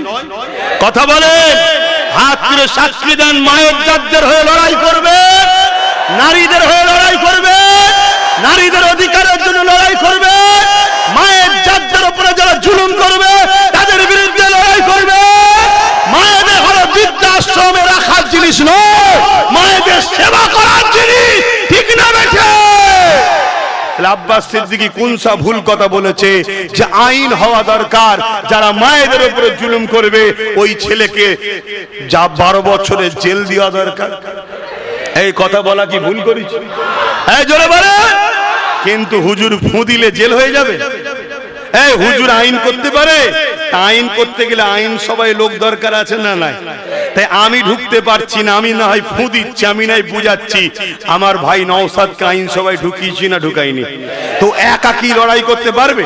কিন্তু প্রথমে একটাই তো হয়, তারপরে বাড়ে না কমে? জোরে বলেন। আপনারা বলুন, মায়েদের বাপেদের সম্মান পাক এটা যদি চান তাহলে আমার যে মিশন এই মিশনে আপনাদের সাথ দেওয়া দরকার আছে না নাই? জোরে বলুন, আছে না নাই? আপনার তাহলে ওর সাথ দেওয়া দরকার আছে না না? ও যদি আরো সংখ্যা বাড়ে সংখ্যা বাড়ে সংখ্যা বাড়ে সংখ্যা বাড়ে তাহলে একদিন ওর ক্ষমতা যখন আসবে ও মদকে ব্যান্ড করবে, ওর ক্ষমতা যখন আসবে মা বাপের অধিকার দেবে, নারীদের অধিকার দেবে, রেপ বন্ধ করবে, জুলুম বন্ধ করবে, রেপিস্টদের শাস্তি দেবে, সমাজের বুকে রেপ অত্যাচার বন্ধ হবে। কিন্তু আজ আমরা কি দেখছি, কেউ রেপ করলে যে রেপ করে তাকে প্রশাসন গাইড দিচ্ছে, তাকে প্রশাসন বাঁচাচ্ছে, তার জন্য কোর্টে কোটি কোটি টাকা খরচ করে সরকার তাকে বাঁচাবার চেষ্টা করছে। তো সরকার যদি রেপিস্টদের সাথ দেয় তাহলে সমাজে নারীরা কি নিরাপদে থাকতে পারবে? তাহলে আমার মায়েদের ভাবা দরকার 1000 টাকা পেয়ে 1000 টাকা পেয়ে রেপিস্টদের ঘরে যারা সাপোর্ট করে সেরকম সরকারের পিছনে ঘুরলে মা বোনেদের ইজ্জতের ক্ষতি আছে না নাই? এই কথাটা বলে দিয়া কি ভুল? এই কথা বলেন, ভুল হচ্ছে? এরপরও যখন ডাইরেক্ট আমার মোকাবেলায় আসতে পারছে না আমাকে অপমান করতে চাইছে, কি আমার অজকে কেটেছে, কেটে বলছে দেখো আব্বাস সিদ্দিকী বিজেপির লোক। শুনছেন না শোনেন? কেন? এই মুসলমান 100% সবাই বিজেপিকে ঘৃণা করে, ঠিক তো নাকি? জোরে বলেন, জোরে বলেন। আব্বাসকে যদি কোনোভাবে বিজেপির লোক প্রমাণ করা যায় তাহলে এই মুসলমান আব্বাসের কথা শুনবে না। শুনছেন? যখনই শুনবে না তাহলে এই রেপিস্টদের পক্ষে থাকা সরকারের লাভ হবে না ক্ষতি হবে? প্ল্যানটা কোথায় যাচ্ছে বুঝতে পারছো? কিন্তু আমি আপনাদের জিজ্ঞেস করছি, তোমাদের কি আমার উপরে সন্দেহ হয়? একদম দিল থেকে বলো, আল্লাহকে সাক্ষী রেখে বলো, আল্লাহকে সাক্ষী রেখে বলো। হাত লম্বা করে তুলবে যারা আমাকে বিশ্বাস করো, হাত লম্বা করে তোলো। নারে তাকবীর, নারে তাকবীর। কোরআন ও সুন্নাহ, কোরআন ও ও সুন্নাহ, দীন ইসলাম, দীন ইসলাম, আহলে সুন্নাত ওয়াল জামাআহ, আহলে সুন্নাত ওয়াল জামাআহ, লব্বাইক লব্বাইক লব্বাইক সাইয়্যিদি ও মুর্শিদি, ইয়া নবী ইয়া নবী, হাত তুলে তুলে বলেন সাইয়্যিদি ও মুর্শিদি, সাইয়্যিদি ও মুর্শিদি, আরো জোরে সাইয়্যিদি ও মুর্শিদি, সাইয়্যিদি ও মুর্শিদি, সাইয়্যিদি ও মুর্শিদি, সাইয়্যিদি ও মুর্শিদি, সাইয়্যিদি ও মুর্শিদি, ভারতবর্ষ। হাত নামান, মনে রাখবেন সাথ দাও, আখেরাতের জন্য লড়ছি, দুনিয়াতে ইজ্জতে রুটি খাবার জন্য লড়ছি। এই লড়াই আমার নবী শিখিয়েছে আমাকে, পৃথিবীর কোন মায়ের কাছ থেকে শিখিনি, মায়ের লালের থেকে শিখিনি, কারো কথা শুনতেও আমি রাজি নই। আমার একটা ওয়াজকে কেটেছে, কি কেটেছে? আব্বাস সিদ্দিকী বলছে দেখো টিএমসি কে ভোট দেয়া হারাম। এই দেখেছো তোমরা? এই দেখেছো? এই বিষয়টা একটু বলবো, শুনতে চাইছো? কারা কারা শুনতে চাইছো একটু হাত তুলে দেখাও। সত্য মিথ্যা জানা দরকার আছে না নাই? হাত নামাও। আবার এইটাকে সাফাই দিবার জন্য অনেকে আবার মৌলী সাহেবদের কাছে যাচ্ছে, যে আব্বাস সিদ্দিকী বলেছে যে টিএমসি কে ভোট দেয়া হারাম, এটা আপনি কি বলছেন? অনেকে বলছে এই সব কথা কোরআন হাদিসে নেই। শুনছেন? যারা এ কথা বলছে তাদের কি ফতোয়া হবে সেটাও শুনে যান। এই শুনবেন না শুনবেন না? দ্বিতীয় নম্বর কথা, অনেকে আবার চালাক, তো তারা জানে ঠিক বলেছে কিন্তু আবার শাসকের থেকে মাল পাইতো, দুদিকটা ব্যালেন্স করছে। তারা কি বলছে জানেন? তারা বলছে এটা ওনার পার্সোনাল কথা, ওনাকে জিজ্ঞেস করলে ভালো হয়। কথা বুঝলেন? তবে এসব হালকা কথা সমাজে বলা উচিত নয়, সমাজের মানুষ বিভ্রান্তি হবে। ও সমাজে রেশনের মাধ্যম দিয়ে প্রসাদ খাইয়ে মুসলমানকে যখন মুশরিক করে, তোর মতো হারামখোর মৌলী সাহেবের মুখে তখন বিরোধীর কথা পাওয়া যায় না, এটা চলবে না। এই পাওয়া যায়, এরা তখন মুখে কথা বলে না, এরা মুখ বন্ধ করে বসে থাকে। আমার জাতকে গায়রুল্লাহর সঙ্গে শরীক করা জিনিস খাইয়ে আমার জাতকে জাহান্নামী বানাচ্ছে, এই সব মৌলী সাহেবদের মুখে কথা পাওয়া যায় না। আর আজ যখন আমি এই জাতিকে বাঁচাবার জন্য, এই জাতিকে দুনিয়াবি জালিমদের অত্যাচার থেকে বাঁচাবার জন্য, এই জাতির বেটিদের ইজ্জতকে বাঁচাবার জন্য এবং কাফের মুশরিক হওয়া থেকে বাঁচাবার জন্য আজ যখন আমি কথা বলি, তখন এই শাসকের দালাল মৌলী সাহেব আমার বিরুদ্ধে কথা বলে। এই মৌলী সাহেবদের চক্রান্তের ভার আপনাদের ঘরে ভাঙা দরকার আছে না? এদের সাহস হয় কি করে শরিয়াতের উপরে কথা বলে? চলো, আব্বাস সিদ্দিকী যদি ভুল বলে থাকে তোমাদের ঘরে ডাকছি তো, বাহাসে আসো, ডাকছি তো আসো। খুব মন দিয়ে শোনেন, বোঝার চেষ্টা করেন। বাপজান আমার, ভাই আমার, হতভাগা আকবরের নাম শুনেছেন? ভারতবর্ষের মোগলে আজম ছিল, ভারতবর্ষের মোগলে আজম ছিল। ও শয়তান, নামটা কত সুন্দর, আকবর নামটা কত সুন্দর না? তো এইরকম যারা মুসলিম মার্কার নামে আজকেও শয়তান আছেন না নাই? এগুলো তো ভাবতে হবে। হতভাগা আকবর ও শয়তানকে আল্লাহ রাজা বানালো। কে বানালো? সব ক্ষমতা কে দেয়? আল্লাহ। ও শয়তান কি করলো? রাজা হওয়ার পর এলাকায় অর্থ খরচ করে দামি দামি দামি দামি সব মুফতি মৌলানা কিনেছে পয়সা দিয়ে। মন দিয়ে শুনবেন কথাটা, পয়সা দিয়ে কিনেছে, কিনে তাদেরকে নিয়ে এসে ভালো মন্দ খেয়েছে, খেয়ে তাদেরকে মোটা মোটা সব নজরানা দিয়েছে, উপঢৌকন টাকা সোনা দানা দিয়ে বলছে একটা কিতাব লিখতে হবে দ্বীনে ইলাহি, অর্থাৎ কোরআন ব্যান্ড হবে, এই দ্বীনে ইলাহি প্রচার হবে। শুনছেন তো? না এই প্ল্যান করেছে না করেনি? কথা বলেন, এই ইতিহাস শুনেছেন না শোনেননি? আর যদি না শুনে থাকেন, এতগুলো মিডিয়া রেকর্ড হচ্ছে, কোন মায়ের বেটা যদি বলে যে আব্বাস সিদ্দিকী ইতিহাস ভুল বলছে, চলো বসো না, আকবর দ্বীনে ইলাহি লিখার জন্য সেই উলামাদেরকে পয়সা দিল। তারা সামনে টাকা আর দিলের মধ্যে কোরআন, লড়াই হচ্ছে। দিল বলছে এই আল্লাহর বিরুদ্ধে যাসনি, আবার সামনে টাকা। শুনছেন না শুনেন নে? ওর মধ্যে থেকে একজন দুজন উঠে দাঁড়িয়ে পড়েছে, বাদশাহ আমরা পারবো নি। বাদশাহ তাদেরকে বাকি আলেমদের সামনে মার মার মার মার মার ভয়ে, বাকি যেগুলো ছিল এমনিতে লুবি, এমনি ওগুলো তো লুবি ছিল, আর মার দেখে বলছে দরকার নেই, টাকাও যাবে, মার খেতে হবে, দরকার নেই, লেখ লেখ লেখ। সব কিতাব লেখা শুরু করেছে। তাহলে লিখলো কারা? এক কথা বলো, প্যান্ট শার্ট পরা দাঁড়ি চাচাগুলো। হ্যাঁ, আলেমদের সম্মান সব থেকে বেশি। কাদের সম্মান বেশি? জোরে বলো। সবার আগে বিনা হিসাবে জান্নাতে যাবে কারা? জোরে বলো। আলেমরা। কারা? আর সবার আগে জাহান্নামে যাবে কারা? ওটাও আলেমরা। তাহলে আলেম যদি আল্লাহ রসুলের হয় আগে জান্নাত, আর আলেম এলেম অর্জন করে যদি দুনিয়ার তাগুদি শক্তির দালাল হয় আগে জাহান্নাম। শুনছেন তো? তাগুদি শক্তি কাকে বলে জানেন তো? তাগুদি শক্তি হলো যে তার কুফরি মতকে প্রচার করে ক্ষমতার জোর দিয়ে, কথা বুঝছেন? তাকে বলা হয় তাগুদি শক্তি।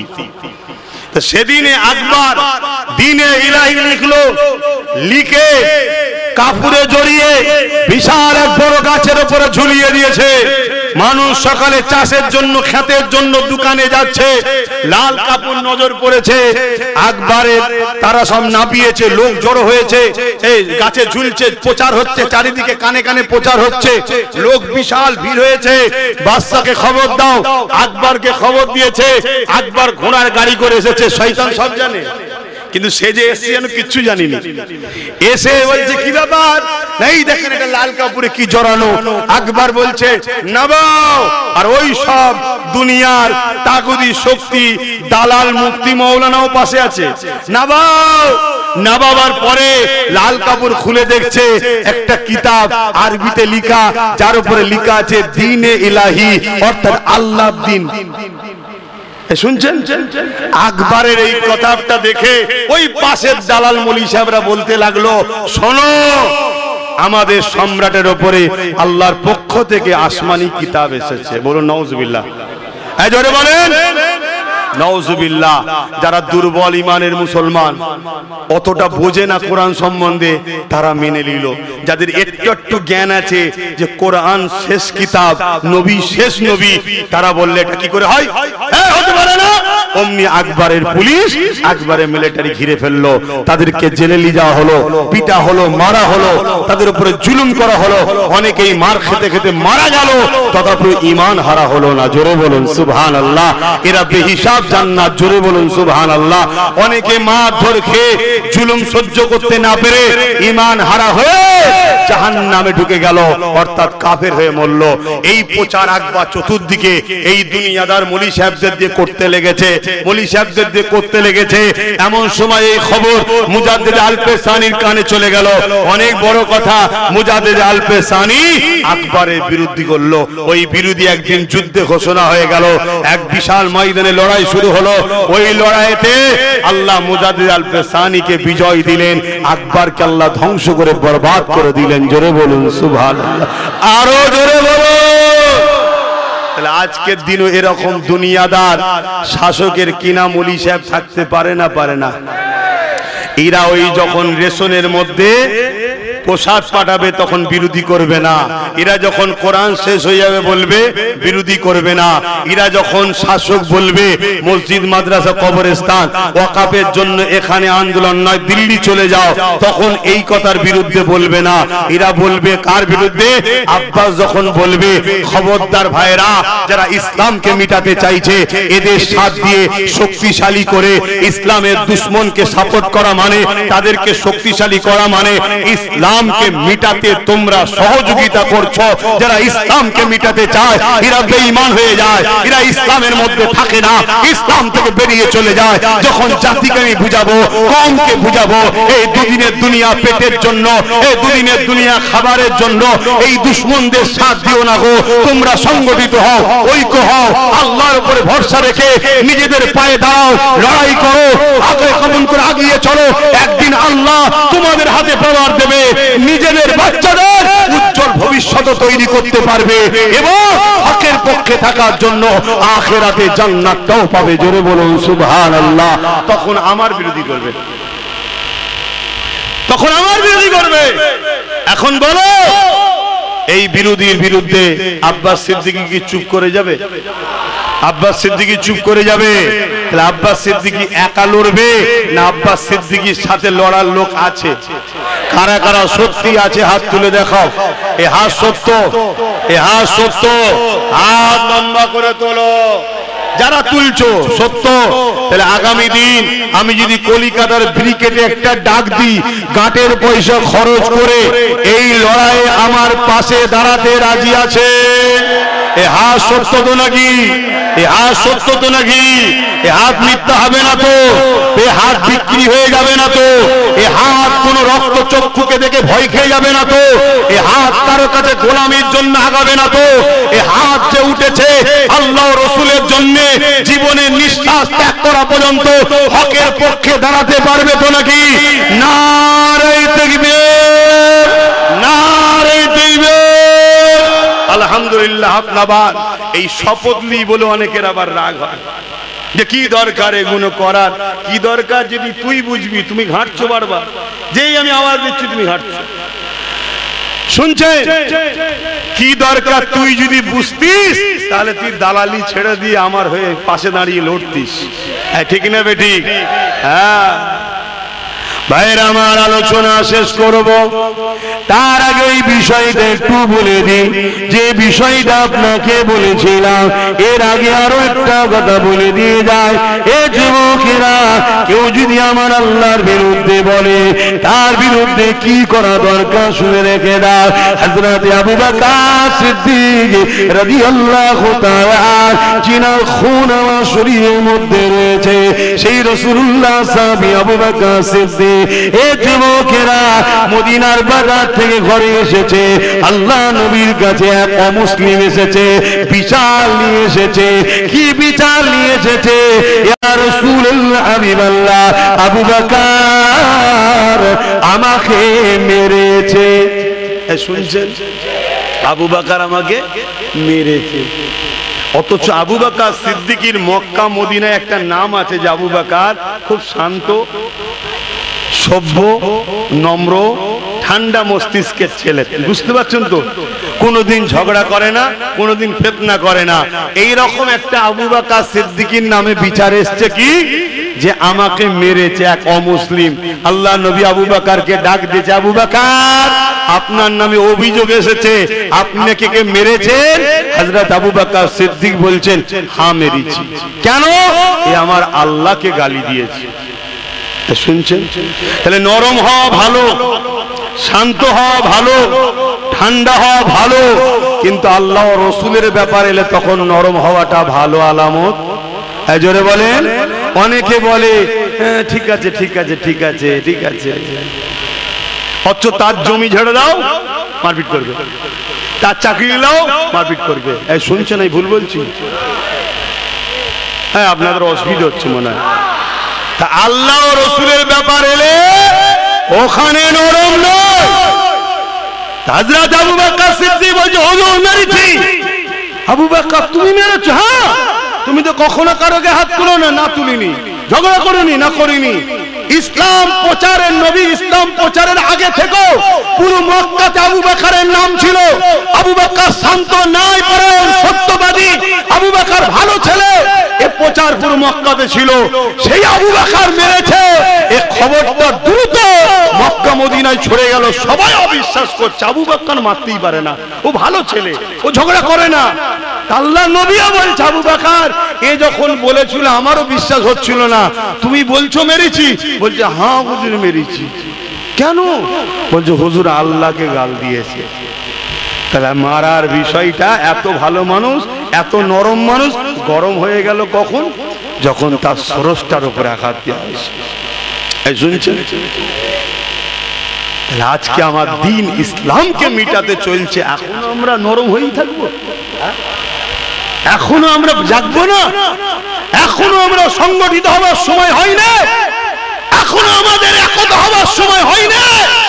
এখনো পীরে পীরে গুতগুতি, এখনো মলিসায় মলিসাকে গুতগুতি, এখনো সেলসেলা সেলসেলা গুতগুতি। বোঝো, কবে বুঝবে? যদি না বোঝো, আগামী দিন তোমাদের এই বাচ্চাগুলো তোমাদেরকে মাফ করবে না। কেন? তোমরা এই বাচ্চাদের জন্য বিষাক্ত থেকে বিষাক্ত সমাজ রেখে যাচ্ছ। যে সমাজে তোমার বাচ্চা রাস্তায় বেরোলে মুসলমান হওয়ার দরুন হত্যা করা হবে, তোমার মেয়ে রাস্তায় বেরোলে রেপ করা হবে, তোমার মেয়েকে বাজারে নিলামে তুলে বিক্রি করা হবে, ধনীরা কিনে নিয়ে যাবে, তোমার মেয়ের শরীরকে নুচে নুচে খাবে, তোমার মেয়ে তোমার বাচ্চা ইনসাফ পাবে না, সেই সমাজ তোমরা বাচ্চাদের জন্য রেখে যাচ্ছ। আমার মাথা খারাপ হয়ে গেছে না? আমি এমনি ঝগড়া করছি, এমনি চিল্লাচ্ছি, এমনি লড়াই করছি। আজকে যার পিছনে চারটে লোক নেই, তাকে যদি গভর্নমেন্ট অর্থ দেয়, গাড়ি দেয়, ফোর্স দেয়, পাহারা দেয়, আব্বাস সিদ্দিকী যদি কারো সঙ্গে হাতটা মিশায়, আমি পাবো না? এই জোরে বলেন, পাবো না? যার যাকে 10টা লোক বেরোয় না, যার যাকে 50টা লোক বেরোয় না, তাকে যদি গভর্নমেন্ট এত তেল মাখাতে পারে, অহংকার করছি না, আম্মা বিনিয়ামাতি রব্বিকা ফাহাদ্দিস, আল্লাহর দয়ায় বলছি, নবী পাকের ওসিলায় বলছি, আব্বাস সিদ্দিকীর পিছনে বাংলায় লক্ষ লক্ষ যুবক যুবতীরা দাঁড়িয়ে আছে, ঠিক না বেটি? মা বাপ তো আছেই আছে, লক্ষ লক্ষ যুবক যুবতীরা দাঁড়িয়ে আছে। তারপর বড় ভাইজান আগে চলো, শুনছেন? তাহলে তারপরেও কথা বলছি কেন? ইমানের জন্য কথা বলছি। তোমাদের জন্য আমার নবী মদিনায় কাঁদছে। তোমরা আমার দাদা পীরের রুহানি বাচ্চা, আমার নবীর উম্মত উম্মতি, তোমাদেরকে কিভাবে শেষ করার পরিকল্পনা করছে।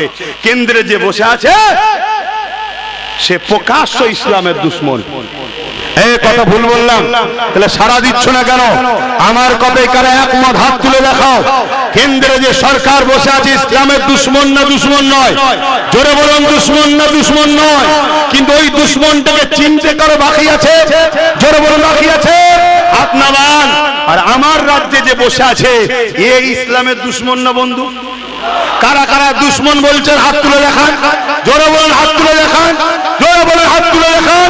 তাহলে ইসলামের দুশমনকে সাপোর্ট করবে যারা, তারা কখনো ইমানদার থাকে? সাপোর্ট করা মানে কি? দুশমনকে শক্তিশালী করা। শক্তিশালী হওয়া মানে সে ইসলামের ক্ষতি করবে। তাই ইসলামের ক্ষতি করোকে তুমি যদি সাপোর্ট করো, তার মানে তুমিও ইসলামের ক্ষতি করো, তাই তো নাকি? তার মধ্যে ইমান থাকে। তো এই কথাটা বলাতে আজকাল মৌলী সাহেবরা ফতোয়া খুঁজে পাচ্ছে না। আজকের মৌলী সাহেবরা ফতোয়া খুঁজে পাচ্ছে না। অনেকে আবার বলছে আমি মুফতি নাকি, ফতোয়া দেবো। শুনছেন না শোনেন না? খুব সাবধান হও। এবারে চলে আসো রাসূলুল্লাহর হাদিসটা শুনে যাও। শুনবে না? আল্লাহ নবী বললেন, অন্যায় দেখলে হাত দিয়ে রোখো। কি দিয়ে রুখতে বলেছে? কি দেখলে? অন্যায় দেখলে হাত দিয়ে রোখো। অন্যায় দু ধরনের হয়, একটা নিজের ক্ষতি আর একটা হলো দিনের ক্ষতি।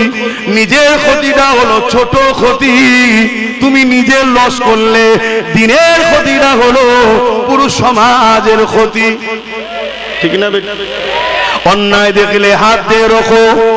এক নম্বর, যদি হাতে ক্ষমতা না থাকে। দ্বিতীয় নম্বর হলো মুখ দিয়ে প্রতিবাদ করো, যদি মুখেও ক্ষমতা না থাকে। 3 নম্বর হলো এবং অন্তর থেকে ঘৃণা করো। এই 3 নম্বরটা হলো সব থেকে নিম্নমানের ঈমান, অর্থাৎ শেষ স্তর।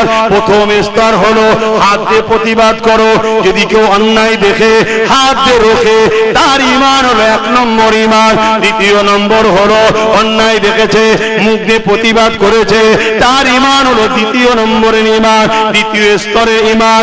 3 নম্বর হলো মুখ দিয়ে প্রতিবাদ করতে পারেনি, অন্তর থেকে ঘৃণা করে দূরে সরে গেছে, এরও ঈমান আছে, কিন্তু এই ঈমানটা হলো 1 নম্বর শেষ স্তর, 3 নম্বর স্তর। এরপরে আর কোন স্তর নেই। অর্থাৎ অন্যায় দেখেছে, হাত দিয়ে প্রতিবাদ রোখেনি, মুখ দিয়ে প্রতিবাদ করেনি, অন্তর থেকে ঘৃণা করেনি, উপরন্তু অন্যায়কে সাপোর্ট করেছে, অন্যায়ের সাথ দিয়েছে, অন্যায়ের সঙ্গে সহযোগিতা করেছে। আল্লাহ নবীর কথা অনুযায়ী অন্যায় দেখলে হাত দিয়ে রোখো, 1 নম্বর ঈমান, মুখ দিয়ে প্রতিবাদ করো, 2 নম্বর ঈমান, অন্তর থেকে ঘৃণা করো, 3 স্তরের ঈমান। চতুর্থ কোন অপশন আল্লাহ নবী দেয়নি। এই 3টের মধ্যে কোনটা যদি না থাকে, আল্লাহ নবী জানালে তার মধ্যে ঈমান নাই। এই 1 নম্বর হলো হাত দিয়ে রোখো, কিন্তু হাত দিয়ে রুখলো না। 2 নম্বর মুখ দিয়ে প্রতিবাদ করো, প্রতিবাদ করলো না। 3 নম্বর হলো অন্তর থেকে ঘৃণা করো, ঘৃণা করলো না। উপরন্তু তাকে সাথ দিতে লেগেছে কাকে? যে কিনা আইন পাস করেছে, কেন্দ্রে বসে বসে ক্ষমতা জোরে আইন পাস করছে। কি আইন পাস করছে? ওয়াকাফ কালা কানুন করেছে না করেনি? এই ওয়াকাফ কালা কানুন আইন করেছে মসজিদ শেষ করার জন্য না বাঁচাবার জন্য? মসজিদ, মাদ্রাসা, কবরস্থান, ঈদগাহ, খানকা ওয়াকাফকে বাঁচাবার জন্য না দখল করার জন্য? ওয়াকাফটা ইসলামের সম্পদ, হ্যাঁ কি না? তাহলে ইসলামের মসজিদ, ইসলামের মাদ্রাসা, ইসলামের কবরস্থান, ইসলামের খানকা, ইসলামের সম্পদকে যারা মিটিয়ে দিতে চায়, সেটা অন্যায় না ন্যায়?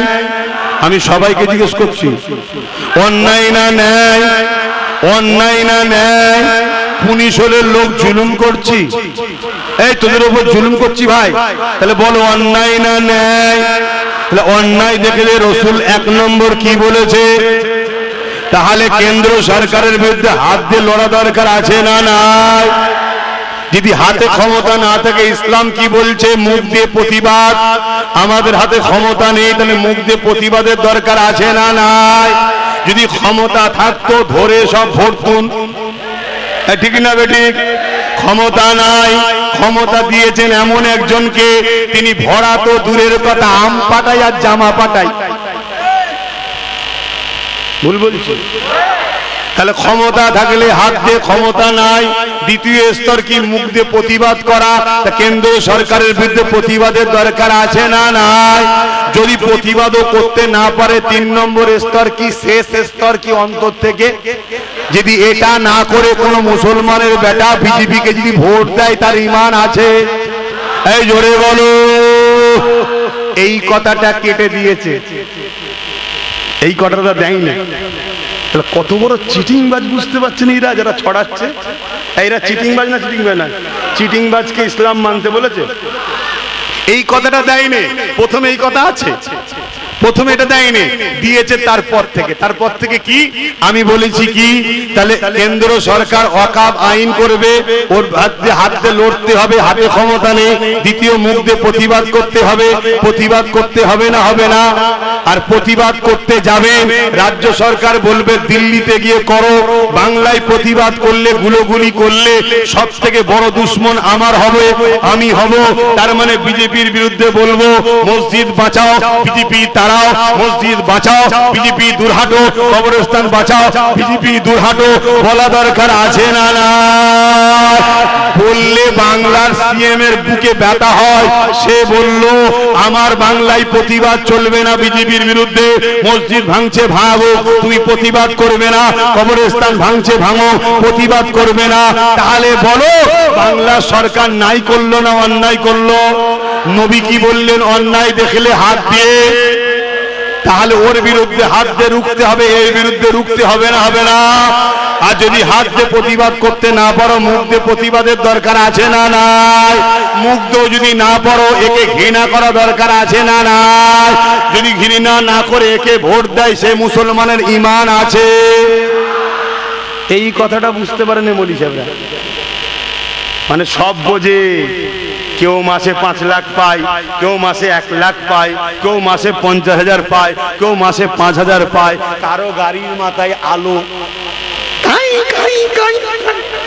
কারো সামনে গাড়ি পিছনে গাড়ি, কথা বুঝে, কারো কলকাতায় ফ্ল্যাট, সব দিয়েছে তো। তা তারা বলতে পারবে? কিন্তু কমসে কম বিরোধী করা কি আমার উচিত হচ্ছে? চুপ থাকা দরকার। তাহলে বলো আমার দুশ্মন আছে না নাই? এত বড় বড় যখন দুশ্মন ইসলামের আছে, তোদের এলাকায় কেউ যদি আব্বাস সিদ্দিকীকে কিছু বলে, সেটা নিয়ে বেশি ঝগড়া করিস নি বাবা। কথা শুনছেন না শোনেননি? ও যদি ক্ষমা চাই, আমি মাফ করে দিচ্ছি, তোরা মাফ করে দিবি।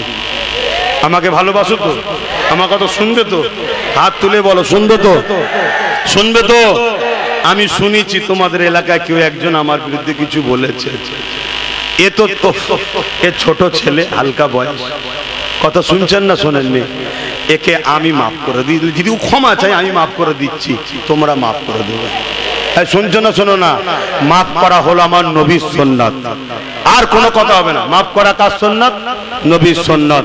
কিন্তু আমি বাপেদেরকে বলবো, যারা বিরোধী করছেন, আপনাদেরও তো হুজুর আছে, আপনাদের হুজুরকে যদি আমাদের দুটো ছেলে বলে পাটির দালাল, আপনাদের ভালো লাগবে? তাহলে কেন আপনারা আমাদের ঢিল ছুটছেন? আপনারা আপনাদের নিয়ে থাকুন না। কই আপনাদের হুজুরের মুখে তো কোনোদিন শুনিনি যে রাজ্য সরকার প্রসাদ খাওয়াচ্ছে, এটা হারাম, চলবে না। কই আপনাদের হুজুরের মুখে কোনোদিন শুনিনি যে কোরআন শেষ হয়ে যাবে বলছে, এর প্রতিবাদ করা দরকার। কই আপনাদের মুখে কোনোদিন শুনিনি যে আইন কি বলে আমার আল্লাহর বিরুদ্ধে রেপ করা নাকি অন্যায় নয় বলেছে, এর বিরুদ্ধে প্রতিবাদ করা আপনাদের হুজুরের মুখ থেকে তো কোনোদিন শুনিনি। এখন এই কথাটাকে নিয়ে যে আপনাদের যদি আমাদের কোনো মুরিদ বলে যে তোদের হুজুর মুসলিম সূরাতে মুনাফিক রে, তাহলে আপনাদের ভালো লাগবে কি? যেমন ভালো লাগে না, এরাও আমাদেরকে ভালোবাসে, আমাদের বিষয়ে কিছু বললে এদেরও ভালো লাগে না। আর প্রশাসনকে বলবো নিরপেক্ষ কাজ করবেন। আমি মাফ করে দিয়ে যাচ্ছি, আপনারা সাক্ষী রইলেন। যদিও ক্ষমা চাই, ক্ষমা না চাইলে মাফ নেই, ক্ষমা না চাইলে মাফ নাই। কারণ ইসলামের উপরে কোনো বেটা নয়, আল্লাহর বিচার করে দেবে তাহলে। কিন্তু আপনারা যদি ক্ষমা চাই, আপনারা কথা আর বাড়াবেন না তো। আমি ভালোবাসা চাই, আমি সম্পর্ক চাই, আমি সমস্ত সিলসিলার সঙ্গে এখন এক করতে চাই। আমি দাদা হুজুরলে বাঁচবো, তুই তোর হুজুরলে বাঁচবি, কিন্তু মসজিদ বাঁচাবার স্বার্থে আমাদের এখন এক হওয়া দরকার আছে। কবরস্থান বাঁচাবার স্বার্থে এক হওয়া দরকার আছে। আর এটাও অন্য সিলসিলারা শুনে রেখে দাও, বাংলায় যদি তোমরা আমাদের সাথ নাও দাও, আবু বকরের ভক্ত মুরিদরা বাংলায় যথেষ্ট, আলহামদুলিল্লাহ।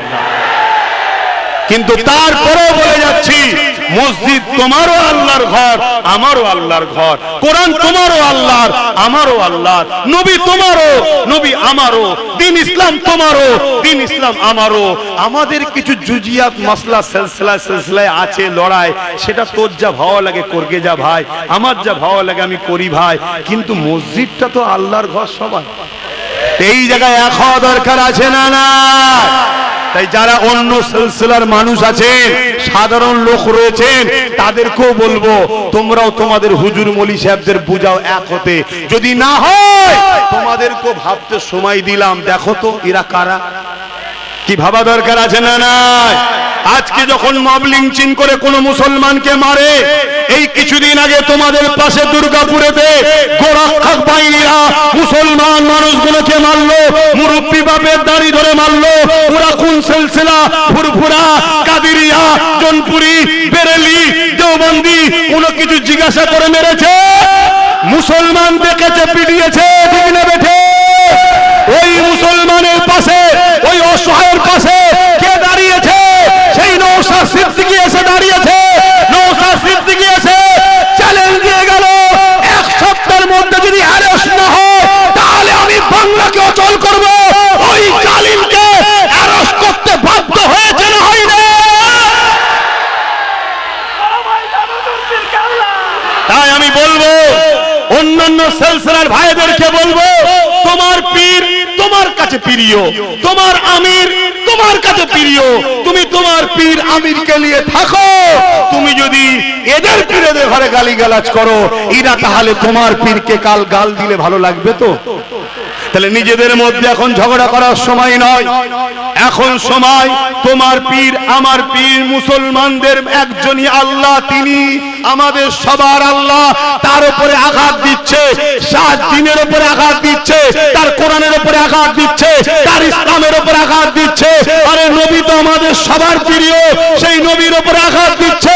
আই লাভ মুহাম্মদ রাসূল লিখার জন্য উত্তর প্রদেশে কানপুরে অত্যাচার হচ্ছে, ওই আই লাভ মুহাম্মদ রাসূলের উপরে আঘাত দিচ্ছে।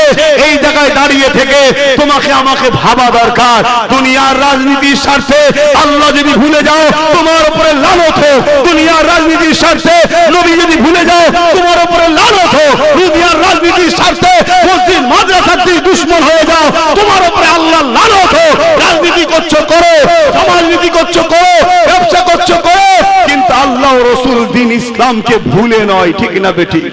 জোরে বলো।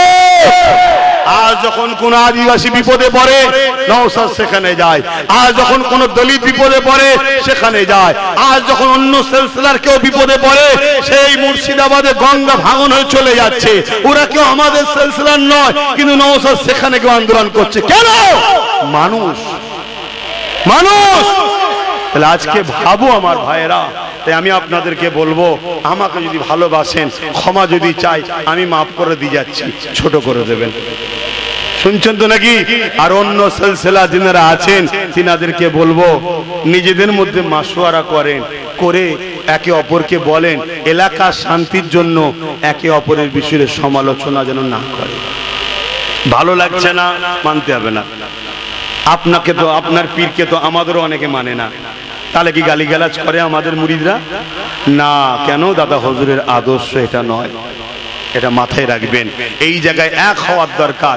যদি এরপরও আপনাদের পীরেরা এক না হতে চায়, আলেমরা এক না হতে চায়, সাধারণ মানুষকে বলবো পীর মলি সাহেব বড় জায়গায় আছে, বড় জায়গায় সেটিং করে নেবে, তোরা নিচু তলায় বিপদে পড়ে যাবি। কথা মাথায় ঢুকছে? একটু বুদ্ধি খাটাও, বুদ্ধি খেটে ভাবো। তাহলে আমি কি কথা বললাম? অন্যায়কে হাত দিয়ে রোখো, নাই মুখ দিয়ে প্রতিবাদ করো, নাই অন্তর থেকে ঘৃণা করো। তা না করে কেউ যদি অন্যায়ের সাথ দেয়, ঈমান থাকবে? আর শেষ কথা বলে যায়, কোন লোক যদি কোন লোককে আল্লাহ বলে, কোন লোক যদি কোন লোককে আল্লাহ বলে, এর প্রতিবাদের দরকার আছে না নাই? প্রতিবাদ করা ছেড়ে যদি তাকে সাপোর্ট করা হয়, তার মানে আল্লাহ বলে মেনে নিলাম না নিলাম না? আজকে বলেন আমার রাজ্য সরকারকে, এই রাজ্যের এমএলএ নির্মল মাঝি আল্লাহ বলেছে মমতাকে, শুনেছেন না শোনেননি? তাহলে এর পরও প্রতিবাদের দরকার আছে না নাই? কিন্তু আমরা দেখি উত্তরপ্রদেশে কিছু হলে প্রতিবাদ হয়, হওয়া দরকার। প্যালেস্টাইনে কিছু হলে প্রতিবাদ হয়, হওয়া দরকার। যে কোনো অন্যায়ের প্রতিবাদ হওয়া দরকার। কিন্তু রাজ্য সরকারকে যখন আল্লাহ বলা হলো, এর প্রতিবাদ উলামারা করেন কেন? ওই জায়গায় যখন আব্বাস সিদ্দিকী প্রতিবাদ করে, তখন আব্বাস খারাপ হয়ে যায়। তাহলে তোদের খারাপ বলাটা খারাপ নয়, আল্লাহ যদি খারাপ বলে খারাপ, তাই তো নাকি? আসেন সালাম দেবো, ইয়া নবী সালাম।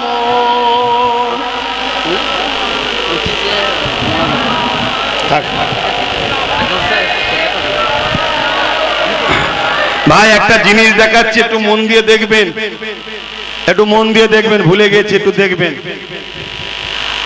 নিশ্চয়ই আপনারা জানেন আমি একটা নলেজ সিটি করছি। আপনারা আমার নলেজ সিটির দাতা হয়েছেন? গতবার এসে বলেছিলাম ওই পাশে কোন একটা জলসায় ইসাল সাহেবে যাবেন, প্রত্যেকে 1000 করে টাকা নিয়ে যে বাৎসরিক দাতা হবেন। বলেন আপনারা হয়েছেন? কেন হলেন না? মোবাইলের খরচ করছেন, খাওয়াটা ছাড়েন না কেন? মোবাইলে খরচ করছেন, খাওয়া দাওয়া করছেন, সব জায়গায় টাকা খরচ করছেন। বছরে 1000 টাকা ভাইটাকে বিশ্বাস করে ভাই যে নলেজ সিটি করছে, এই নলেজ সিটিটা আপনি করবেন না? কথা বলুন, কথা বলুন। তাহলে আল্লাহকে সাক্ষী রেখে বলুন, আমার সাথ কারা দিতে চান একটু হাত তুলে দেখান। হাত লম্বা করে তুলুন। এ কথা ঠিক তো? হাত নাবান। এটা 25 চলছে, আর কদিনের পরে 26 আসবে। সামনে 3 দিন ইসাল সাহেব আসবে।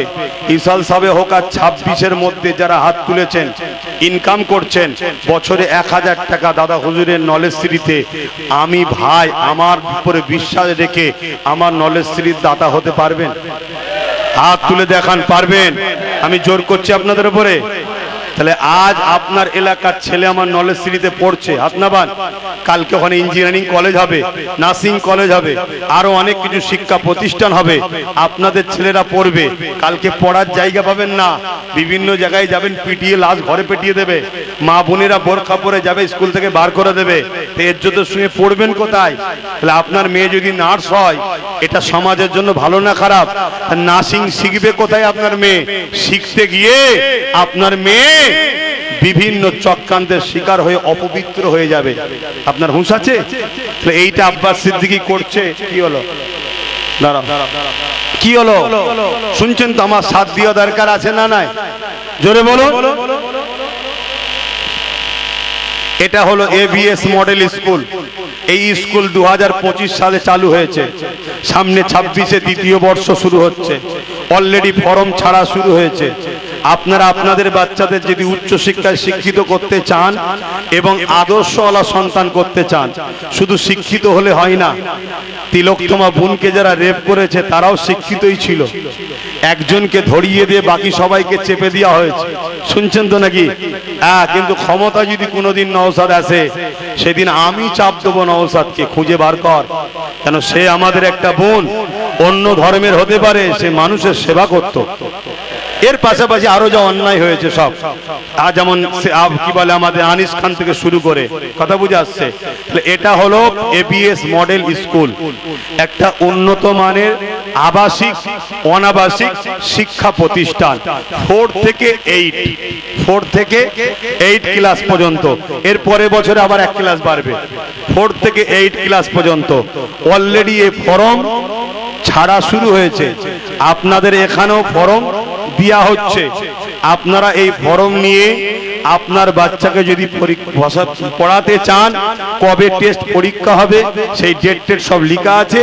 সেই দিনে গিয়ে টেস্ট পরীক্ষা দিয়ে আপনার বাচ্চাকে নলেজ সিরিতে ভর্তি করুন। থাকার ব্যবস্থা আছে, আবাসিক স্কুল, ভালো সুব্যবস্থা থেকে পড়াশোনা করবে। শুধু শিক্ষিত হবে তা নয়, সভ্য ভদ্র আদর্শওয়ালাও হবে। দরকার আছে না নয়? অনেক ছেলে শিক্ষিত হয়ে মা বাপকে ছেড়ে দিয়ে আলাদা হয়ে যাচ্ছে। ওরম শিক্ষিত করে কি লাভ? আমরা যেমন শিক্ষাও দেবো, মা বাপের আদব করাও শিখাবো। তাই আপনারা এই নলেজ সিরিতে ছেলেকে ভর্তি করুন। দ্বিতীয় নম্বর কথা, ওখানে আরো বড় হবে, আরো স্কুল তৈরি হবে, ইংলিশ মিডিয়াম হবে, ল কলেজ হবে, নার্সিং কলেজ হবে, আরো বহুমুখী শিক্ষা সেন্টার হবে। আপনারা চাইছেন কি চাইছেন না? জোরে বলুন, চাইছেন কি চাইছেন না? তার একটা প্রমাণ, এই নলেজ সিরির বাৎসরিক দাতা হতে হবে। যখন দাতা হবেন, আপনার কাছে নাম ফোন নাম্বার আমার কাছে থাকবে। আমি বছরে দাতা সম্মেলন করব, তখন আপনাকে ফোন করব, ওই ফোন করে আপনাকে ডাকবো, আপনি ওই বইটা নিয়ে সেদিন হাজির হবেন। এটা হলো আপনার ভালোবাসার প্রমাণ। একদিন আপনার মেয়ে ওই নলেজ সিরিতে পড়বে, একদিন আপনার ছেলে ওই নলেজ সিরিতে পড়বে। যদি মনে হয় গড়া দরকার, শুধু হাত তুলে হই হই করলে হবে না। বছরে 1000 টাকা নলেজ সিরিতে দান করতে পারবেন? একটু দিল থেকে বলুন, পারবেন? আমি জোর করলাম আপনাদের? জোর করলাম। যারা পারবেন 1000 টাকা বছরে দান করতে, বই করতে, এই 25 শেষ হচ্ছে, সামনে 26-এর মধ্যেই আল্লাহ বেঁচিয়ে রাখুক, পয়সা দিক করে নেবেন। তাদের কাছে ইরাদা যাচ্ছে যে আমি বই করবো, একটু আল্লাহকে সাক্ষী রেখে হাত তুলুন। বছরে 1000 টাকা দিয়ে বই করতে পারবেন? পারবেন? ছেলের পিছনে বছরে 1000 টাকা খরচ, হাত নাবান, 1000 টাকা খরচ হচ্ছে। আর এটাও তো একটা ছেলে নলেজ সিটি, একে বড় করতে হবে না, এই আশা রাখলাম। দেখা যাক আপনাদের এই হাতটা কতটা দরদ, কতটা সত্য। তবে আমার কাছে প্রুফ আছে কারা আমার সাথ দিচ্ছে, কারা আমার সাথ দেয় না। এটা মনে রাখবেন, এটা আমার কাছে কিন্তু প্রুফ থাকছে। তো যাই হোক, এই ফর্ম কার কাছে কেন দিচ্ছে? কি কি করো ফোন নাম্বার দিয়ে? তো ভাইয়েরা আমার, এই ফরম এখানে কার কাছে থাকবে? কার কাছে? এখানে কার কাছে দেবে? কিছু বলে চালা? আচ্ছা ঠিক আছে, আপনারা একটা ফোন নম্বর দিচ্ছি, যোগাযোগ করে নিয়ে। আল্লাহ, কই ফোন নম্বর? আচ্ছা, আমার 82 নম্বর তো জানেন আপনারা সকলে, ওই 82 নম্বরে ফোন নাম্বার, হ্যাঁ রয়েছে রয়েছে, এই তো লিখে নেন ফোন নাম্বারটা, বা মোবাইলে সেভ করে নেন, লিখে নেন। লিখছেন 9800928055। আবার বলছি 9800928055। এই নম্বরে ফোন করে কোথা ফর্ম পাওয়া যাবে, কি ডিটেলস আরো বলে দেবে। নাম জানা দরকার নেই, এবিএস মডেল স্কুলের নম্বর, কোনো ব্যক্তির নাম জেনে লাভ নেই। আসুন আমরা সালামটা পাঠ করি। ভাই, আমি যে শিক্ষা প্রতিষ্ঠান 50টা মাদ্রাসা চালাই, কটা? ধর্মীয় মাদ্রাসা। আর এটা আমি চাই ছেলেরা এখান থেকে পড়ে ডাক্তার হবে, উকিল হবে, জজ হবে, আইএস আইপিএস অফিসার হবে, জেনারেল লাইনে শিক্ষিত হবে আমাদের ছেলেরা। এটারও দরকার আছে না? না। আমার মা বোনেরা, আপনারাও বাচ্চাদেরকে যদি পড়াতে চান, যোগাযোগ করে পাঠান। অলরেডি আপনাদের 19 সালের বাচ্চা পড়ছে, গত বছর ভর্তি হয়েছে, তারা পড়াশোনাও করছে। আসেন সকলে সালাম ইয়া নবী সালাম ইয়া রাসূল ইয়া হাবিব সালাম